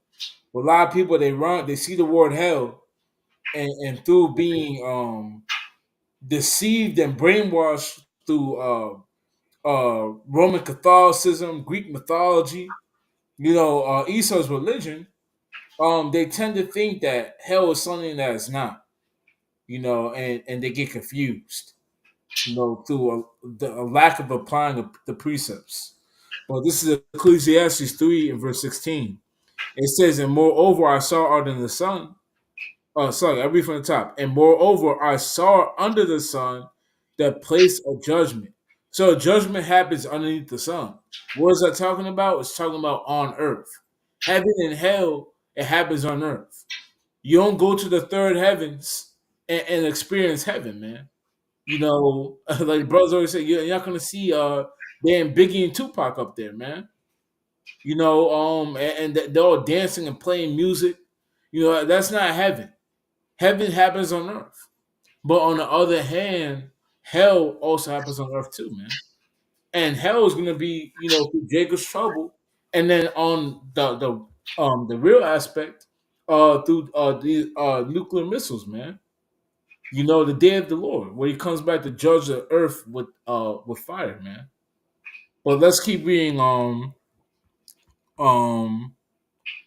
Actually, Yazoo, if you can keep reading to verse 30. Con. I'll start at 28 again. Yeah, 20. Yeah, calm. The heathen shall envy thee, but they shall not be able to do nothing against thee. And real quick, the heathen are gonna envy us. Why? Because they're gonna, and like you read in Wisdom of Solomon, the 5th chapter. They're gonna realize that we were the servants of the Lord, the sons of God, man. Those that were actually serving the Lord through these times where they were mocking us, despising us, thinking that we were nothing, that we just damn I want to say the word, I don't know if we'll get banned, but N words on the corner, man. That's what they thought. And that's what they ran with, but they're gonna be envious, but they won't be able to do anything against us. It's gonna be look from afar off while we get delivered in these situations. You can keep reading, King. Uh, my hand shall cover thee, so that thy children shall not see hell. Meaning the Lord will always protect the remnant of Israel, the elect of Israel. He will always do. You read it in Malachi 3 and 6, man. We'll never be consumed. You can keep reading, King.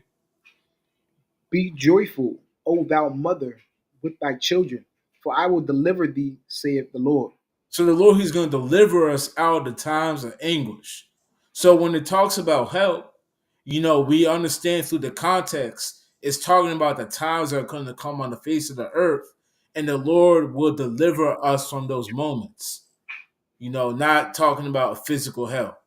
And the Lord coming out there, coming down to hell, and taking the children of Israel that got led down by Satan to a physical hell, and delivering them out to the third heavens, man. It's not talking about that. That's Greek mythology. But we can continue reading on. And sorry, you can hop back in there if you want. Yeah, I just had a quick point because you said it was Greek mythology. I'm sure brothers probably read that book in high school. It was kind of mandatory. And you had the Dante's Inferno. Yeah. Damn. Man. Seven hells, and I don't know where that's at in the Bible. That's nowhere in the Bible. I didn't read that. You got what, King? I didn't read that. See that? That's that New Jersey. That's the Jersey thing, yeah. It's Jersey curriculum. God. That's why they got UFOs flying over y'all now. See that? God. It's on you, King. We so what book and chapter are we in? We still in 2nd Ezra chapter 2, and we about to read 30. 30, oh, verse 31. 31. Come. Verse 31. 2nd Ezra chapter 2 and verse 31. Remember thy children that sleep, for I shall bring them out of the sides of the earth, and shew mercy unto them. For I am merciful, saith the Lord Almighty. Embrace thy children until I come, and shew mercy unto them, for my wells run over, and my grace shall not fail. I, Ezra, received a charge of the Lord upon the Mount Oreb, or Horeb, that I should go unto Israel. But when I came unto them, they set me at naught and despised the commandment of the Lord. And therefore I say unto you, O ye heathen, that hear and understand, look for your shepherd. He shall give you everlasting rest, for he is nigh at hand that shall come in the end of the world. And you see that? It says, I'll read 33 again. It says, and I, Esdras, right? Because you're going to have somebody that's going to read 34 and think he's talking about the heathen. I, Esdras, received the charge of the Lord upon the Mount Oreb that I should go unto Israel. But when I came unto them, they set me at naught. Meaning they said, get out of here, Ezra. You actually had I'm gonna get a quick precept. You had Israel, and they do the same thing right now. But they said, as for the word which you had spoken, as for the word of Yahweh that you had spoken unto us, we will not hearken unto thee. This is Jeremiah chapter 44 and verse 16. It says, as for the word that thou hast spoken unto us in the name of Yahweh, we will not hearken unto thee, but we will certainly do whatsoever thing goeth forth out of our own mouth, to burn incense unto the queen of heaven, and to pour out drink offerings unto her, as we have done, we and our fathers, our kings and our princes, in the cities of Judah and in the streets of Jerusalem. For then had we plenty of victuals, and were well, and saw no evil. Madness. That's one of the most demonic Wicked. things, wicked Yeah. things that Israel could ever say. But that's exactly what we read in 2nd Ezra chapter 2. It says, but verse 33, but when I came unto them, they set me at naught and despised the commandments of the Lord. And therefore I say unto you, the same people he's talking to, which is Israel, O ye heathen that hear and understand, look for your shepherd. He shall give you everlasting rest. For he is nigh at hand that shall come in the end of the world. And I want to get this last verse and then we can go right back to it. Now we know our shepherd, of course, is Yahweh Shai. I had Now, to go real quick too. Khan, yes, Yeah, and I just wanted to quote it real quick because this precept, well, this verse, it mirrors what John wrote in John the first chapter, where it says he came into his own, and what his own received them not.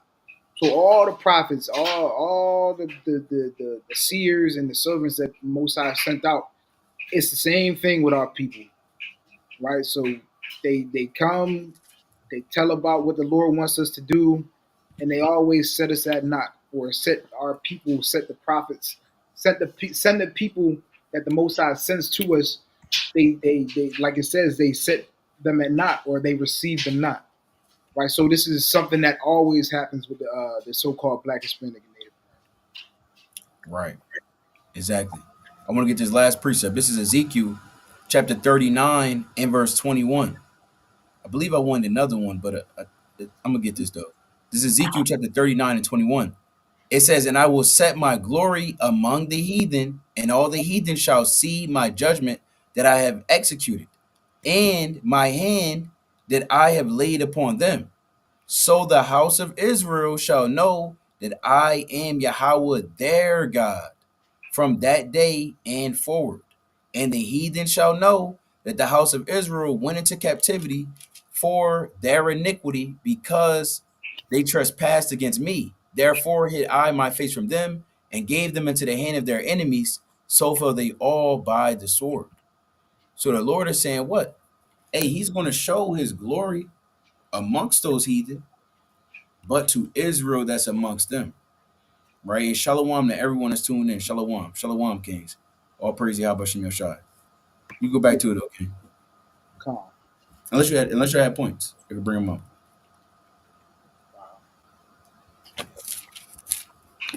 I'm gonna start at 33 again. It says, I, Ezra, received a charge of the Lord upon the Mount Horeb, that I should go unto Israel. But when I came unto them, they set me at naught and despised the commandment of the Lord. And therefore I say unto you, O ye heathen, that hear and understand, look for your shepherd. He shall give you everlasting rest, for he is nigh at hand that shall come in the end of the world. Be ready to the reward of the kingdom, for the everlasting light shall shine upon you forevermore. Flee the shadow of this world, receive the joyfulness of your glory. I testify my Savior openly. Oh, receive the gift that is given you, and be glad, giving thanks unto him that hath called you to the heavenly kingdom. Arise up and stand. Behold, the number of those that be sealed in the feast of the Lord, which have departed from the shadow of this world and have received glorious garments of the Lord. And Salakia, right? Because it's about to go into a mighty account. Now, what you're seeing is all those that fled from the shadow of the world, meaning what? The ways of this world, the darkness of this world. Shadow was darkness, right? You get it. The reflection of yourself is a shadow, right? Which normally you have to have a light to shine upon to see such, and you see in a dark image. Now, the shadow of this world is darkness. We know that this world is complete darkness, gross darkness. This is the land of darkness. I'm gonna get it actually. I don't want to misquote it. Let's go to Job chapter 10 real quick. So you have to flee from this world to receive these crowns. That's the point. You can't have one foot in this world and the other foot in the Lord. That's not what the Lord is saying. You either, again, you with the Lord or you against the Lord. I'm gonna bring that out all the time if the Most High allow me to, right? Because again, the Lord is looking for those that truly want to serve Him. Those that's truly going to serve Him, that's the ones that's going to be crowned, right, with these crowns are placed upon our head in immortal bodies. If that's what you want, then this is how you get it. You have to flee from this world. This is the book of Job, chapter 10, and I want to get verse 21. It says, behold, it's like before I go whence I shall not return, even to the land of darkness and the shadow of death, a land of darkness as darkness itself, and at the shadow of death without any order. Without any order, and where the light is as darkness. And we know that's none other, right, than this chief wicked land that we're living in right now, which is the light of the world. It's the light of the world, but it's the most wicked of the world.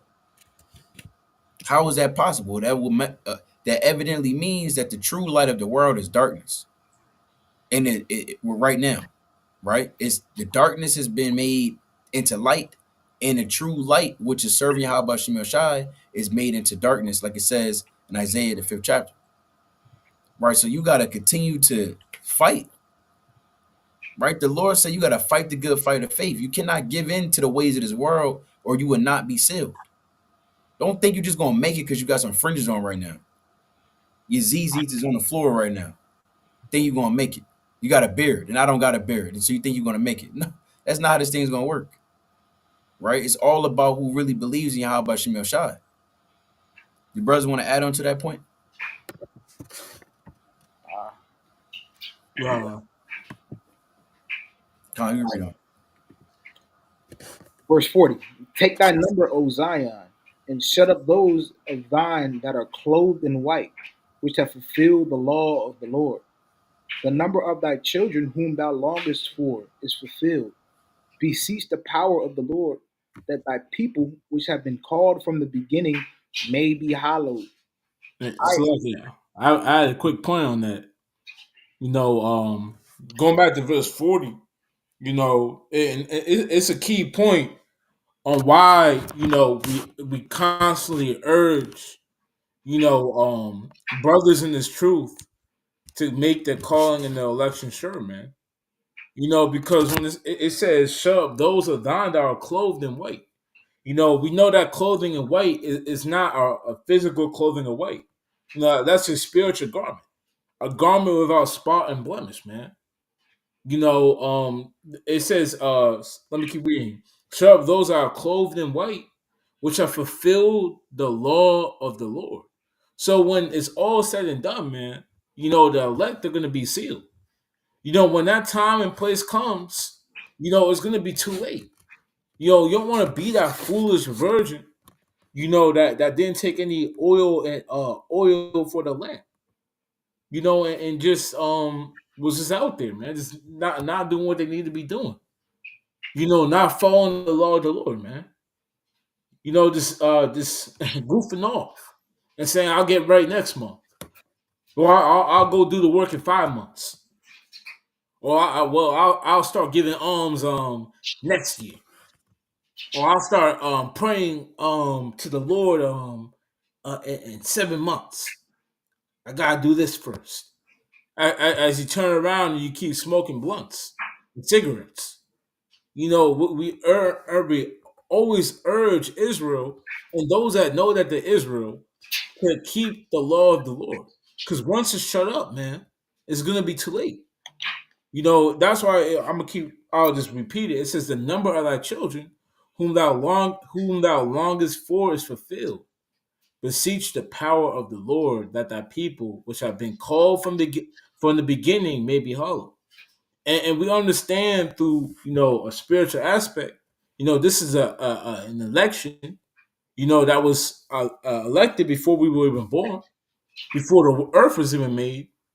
We understand that, but on a carnal level, we gotta still put in the work and making our calling and election sure. We don't know for sure who we are, man.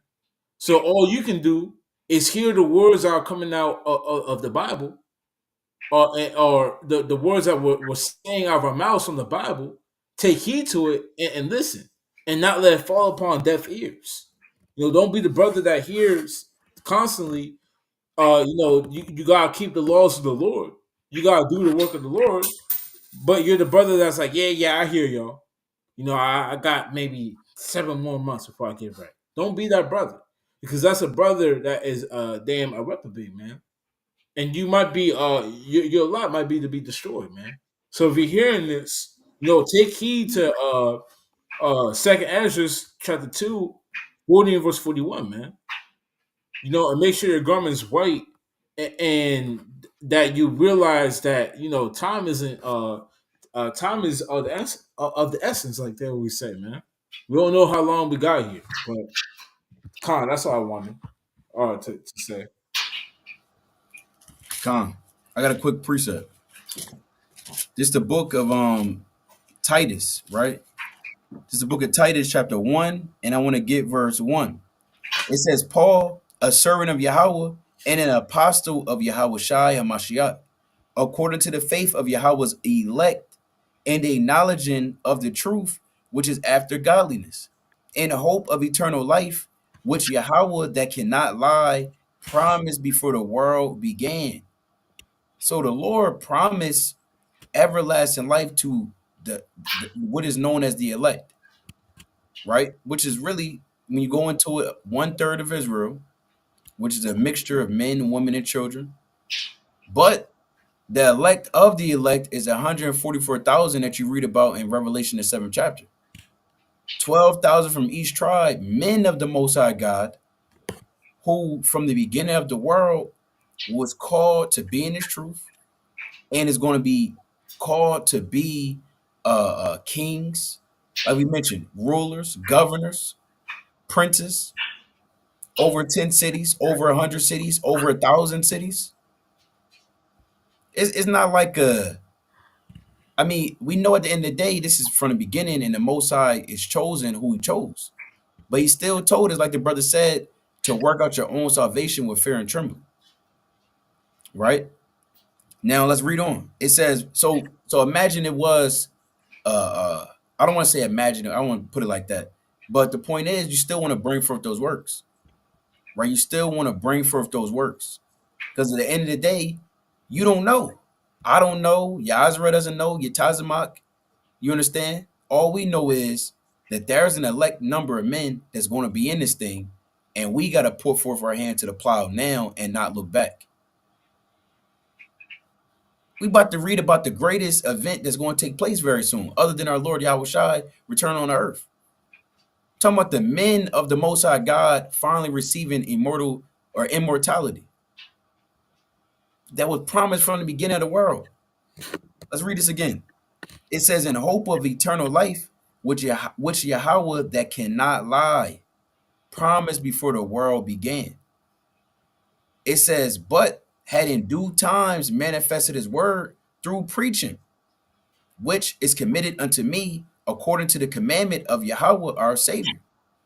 To Titus, mine own son, I'm gonna actually believe I want to go right. I think I want to jump down, right? Yeah, I'm gonna jump down. I'm gonna jump to Titus chapter 3 real quick. This Titus chapter 3 and verse number 5, right? Is the other point I wanted. It says, not by works of righteousness, which we have done, but according to his mercy, he saved us by the washing of regeneration and renewing of the Holy Spirit. So at the end of the day, well, I'm gonna read on actually, then I'm gonna make my point. Which he shed on us abundantly through Yahweh Shai Mashiach, our Savior, that being justified by his grace, we should be made heirs according to the hope of eternal life. So again, it is off of grace. This is all off works. It's like you're all of a faith and not off of works. That doesn't mean don't bring forth works. That just means that the Most High chose who he chose already. Now, again, I'm going to read on. It says, this is a faithful saying, and these things I will that thou affirm constantly, that they which have believed in Yahweh might be careful to maintain good works. So, yes, it's based off of faith, but nevertheless, you still want to maintain good works. These things are good and profitable unto men. Right, so we can go back to it, King.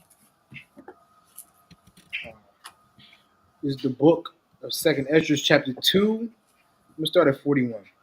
The number of thy children whom thou longest for is fulfilled. Beseech the power of the Lord that thy people which have been called from the beginning may be hallowed.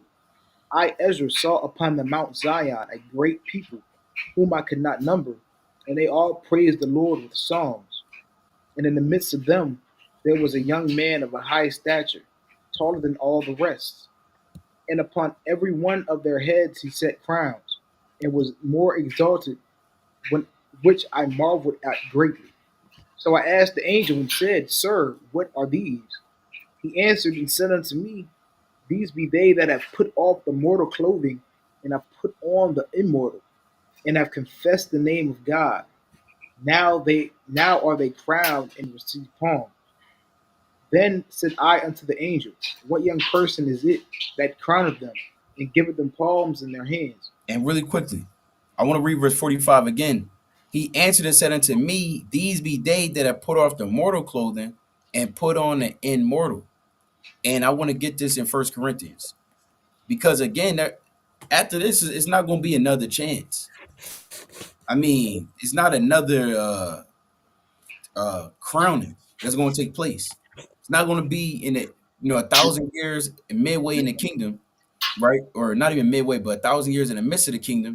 Now you got a second chance to be a part of the 144K. Now you got a second. It's a new crowning day. That's not how it is, right? The elect is going to be crowned in that time, right? And they're going to put off that mortal clothing, meaning his flesh, the things of this world, the cares of his life, like it tells you in Second Ezra, the 14th chapter. All that's going to be put away. So yeah, we going through it right now, but that's only for so much longer. But in that day, all the pain, the sorrow, the affliction, the hell you caught, the demons you battled, all that's going to be laid aside, right? And your works is going to follow you. How much you serve the Lord in the midst of that temptation, how much you endured that affliction. That fire was real hot, but you called upon Yahweh, Ba'ashem Yahushai, and the Most High heard you and delivered you. This is the book of 1 Corinthians chapter 15. 1 Corinthians chapter 15, and I want verse 50. I started at 49. It says, and as we have borne the image of the earthly, we shall also bear the image of the heavenly. What is that talking about? We bore the image of the earthly Adam. We must also bear the image of the heavenly Adam. Who's this heavenly Adam? Yahweh Shai. Let's read on. It says, now this I say, brethren, that flesh and blood cannot inherit the kingdom of God, neither do of corruption inherit incorruption. Right, so you're not going to make it and be a part of the kingdom being in the flesh. The spirit against the flesh against the spirit, and these are contrary one to another. That's Galatians 5:19. So to be even, the Lord says, a man think of in his heart, so is he. So before we get that translation, those men, men and women really, but men specifically, before you get that translation into that spiritual body, you must first have it in your mind to depart from the flesh. You're not going to be in a spiritual body and you still thinking about carnal things. No, again, it starts in your heart. Tell you that in Matthew the 15th chapter. So you got to change, and not your heart that's pumping blood, but your mind. Your true heart is your mind, if you have ears to hear. So you got to change your mind now. You got to be cleansed right now. Let's read on. It says, verse 51, behold, I show you a mystery. We shall not all sleep, but we shall all be changed. In a moment, in a twinkling of an eye, at the last trump. For the trumpet shall sound, and the dead shall be raised incorruptible, and we shall be changed. For this corruptible, meaning his body, must put on incorruption, meaning his spiritual body. And this mortal, right, this flesh, must put on immortality. So when the corruptible shall have put on incorruption, and his mortal shall have put on immortality, then shall be brought to pass the saying that is written, death is swallowed up in victory. And we reading about that right now in the book of Second Esdras, the second chapter. The brothers got it.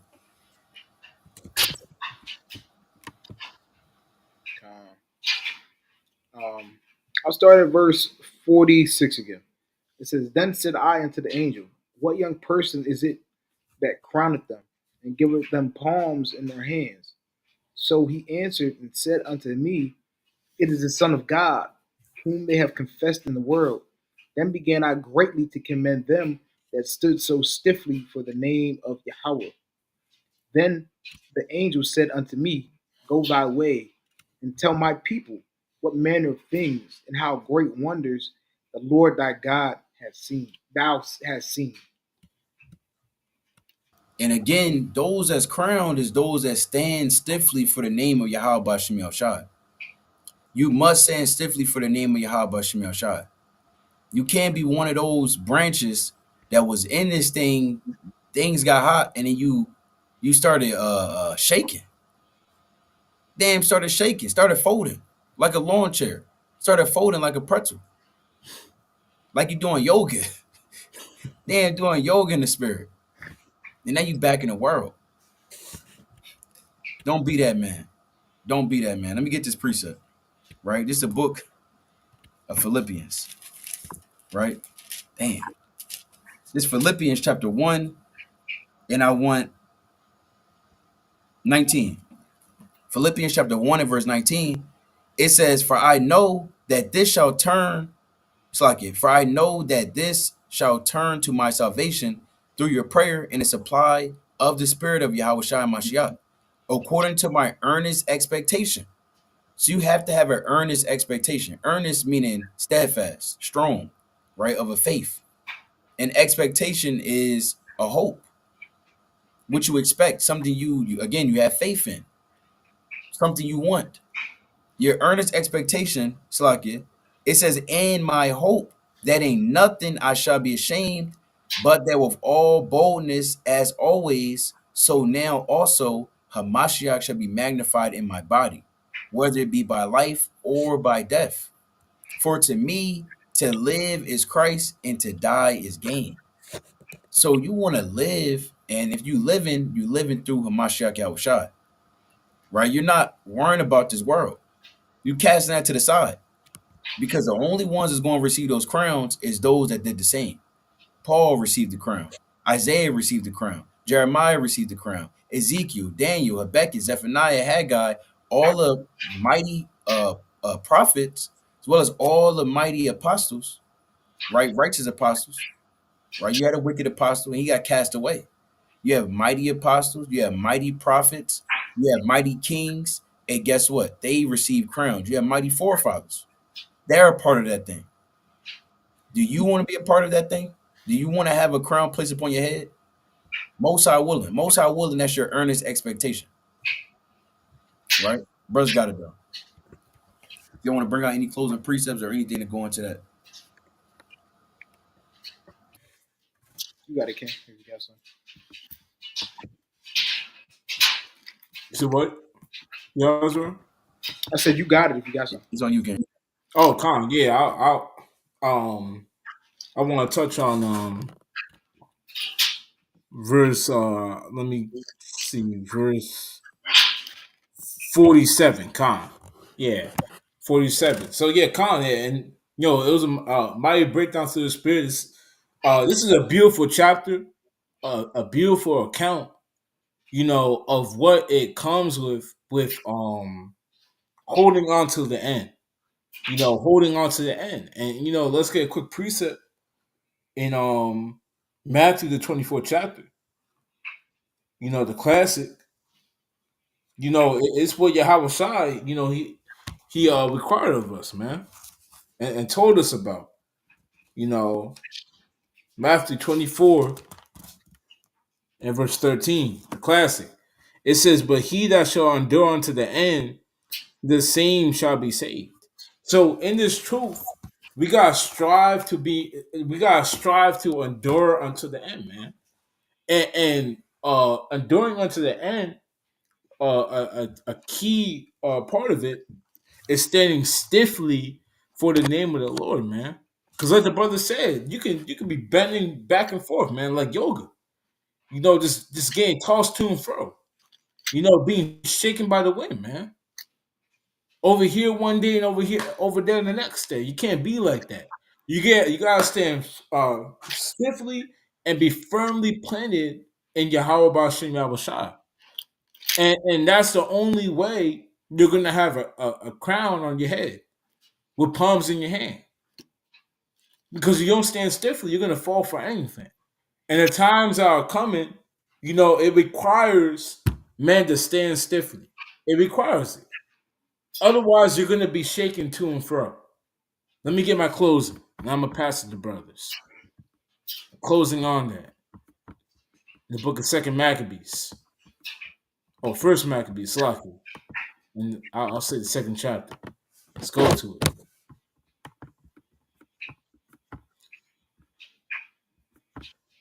Now this is First Maccabees, chapter 2, and I'm gonna start at verse 50. It says, I'll start at 49.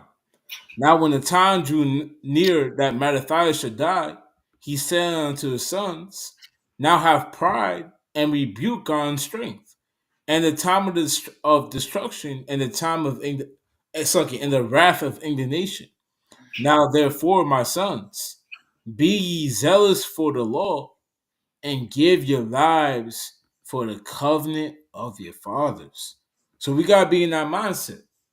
We gotta be in the mindset of giving our life, and we're doing that now, man. Spiritually, we're giving our life away, man. We stop going out on damn Friday nights and Saturday afternoons, man. We stop hanging around wicked members of the world, man. We stop indulging in the lust of the flesh, and gave up our lives to serve the Lord, man. But it's gonna come physically too, and it's gonna be combined in both. And those are going to be the men that combine both, physically giving up their life and spiritually giving up their life. Those are going to be the men that stand at the end of the time with palms in their hand, and crowns on their head. That are being ready to be received, like the chapter's going into, by the mother Jerusalem, man, Israel. That's going to be those men. Let's keep remembering. Call to remembrance what acts our fathers did in their time. So shall you receive great honor and an everlasting name. So we gotta remember these things that we read about, so we can be partakers of having that everlasting name, like it says in Second Ezra, the second chapter. I want to jump down a little bit. This will be my last one.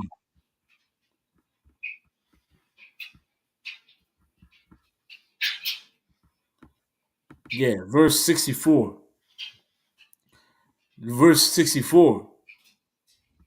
Wherefore ye my sons, and this is This in itself is beautiful. It showed a man very zealous. Mattathias and his sons very zealous for the Lord and the law of the Lord and the love of the Lord. Man, these men were very zealous when you read about their acts. And like I said, it's amazing. It's very it's very words can't describe it when you read the first and second chapters of First Maccabees. But let's keep reading. It says, "Wherefore, ye my sons, be valiant and shew yourselves men in the behalf of the law, for by it shall ye obtain glory." So we gotta remember, to keep the law of the Lord, keep our garments white, put off the mortal and put on the immortal to be able to serve the Lord and be received of Him as sons and as fellow co-inheritors to the kingdom. But Khan, y'all brothers got it. Con, and like brothers is touching on, that 47 chapter is all about enduring, right? Just like the brother brought out, he that shall endure to the end, the same shall be saved. That's what standing stiffly for the name of the Most High is, right? And the only people that's going to stand stiffly is those that actually believe in the promise on the other side of that endurance, on the other side of that turmoil and that tribulation that the Most High is going to test you with, right? So we as a people, if we actually believe in the Most High, we have to believe that the Most High, He's going to reward us for our endurance. He's going to reward us after He gives us that test, and Lord willing, we pass it. There's going to be a reward for that, right? So I want to get a precept real quick. It's Jeremiah, and this is becoming one of my favorite precepts, and I bring it out a lot. But it's a good precept, right? It's Jeremiah 29. I'm gonna start at 10. It says, "For thus saith the Lord, that after 70 years be accomplished at Babylon, I will visit you and perform my good word towards you in causing you to return to this place." Now, we know that this is talking about ancient Babylon, right? Jeremiah prophesied about it. The time of Daniel, we would be in Babylon for what? For 70 years. And the Most High, He came and He delivered us out of Babylon through in our captivity, right? In the hellhole, the proverbial hellhole that we're in. The Most High, He kept His promise. So that's something that we have to go back into the scriptures, look at, and see that the Most High, He never reneged on His promise.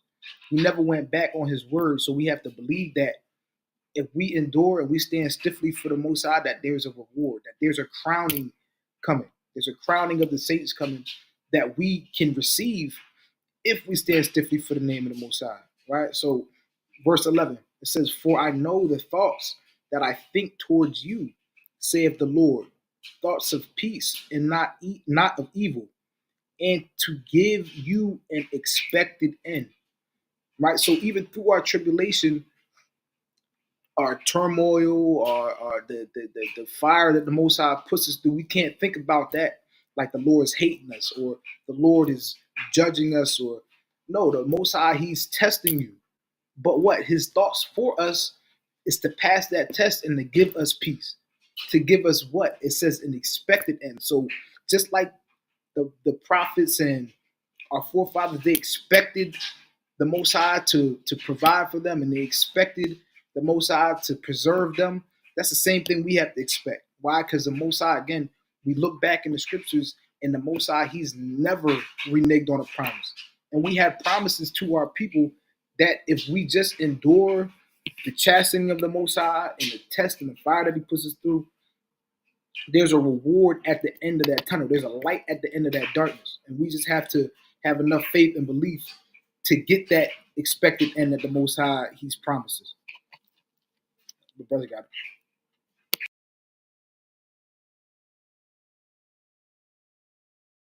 It's like I was on mute.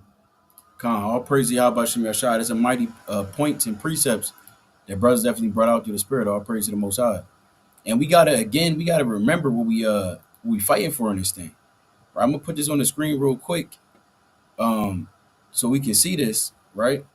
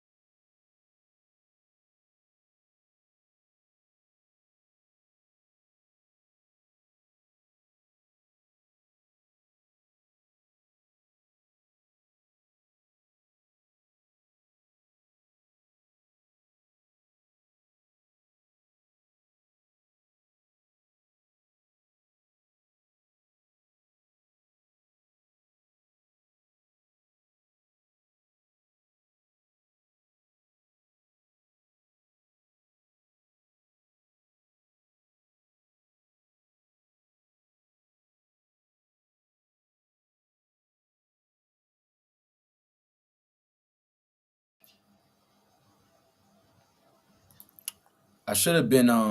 Can brothers hear me now? Put a con in the comment section, Baba Kashar.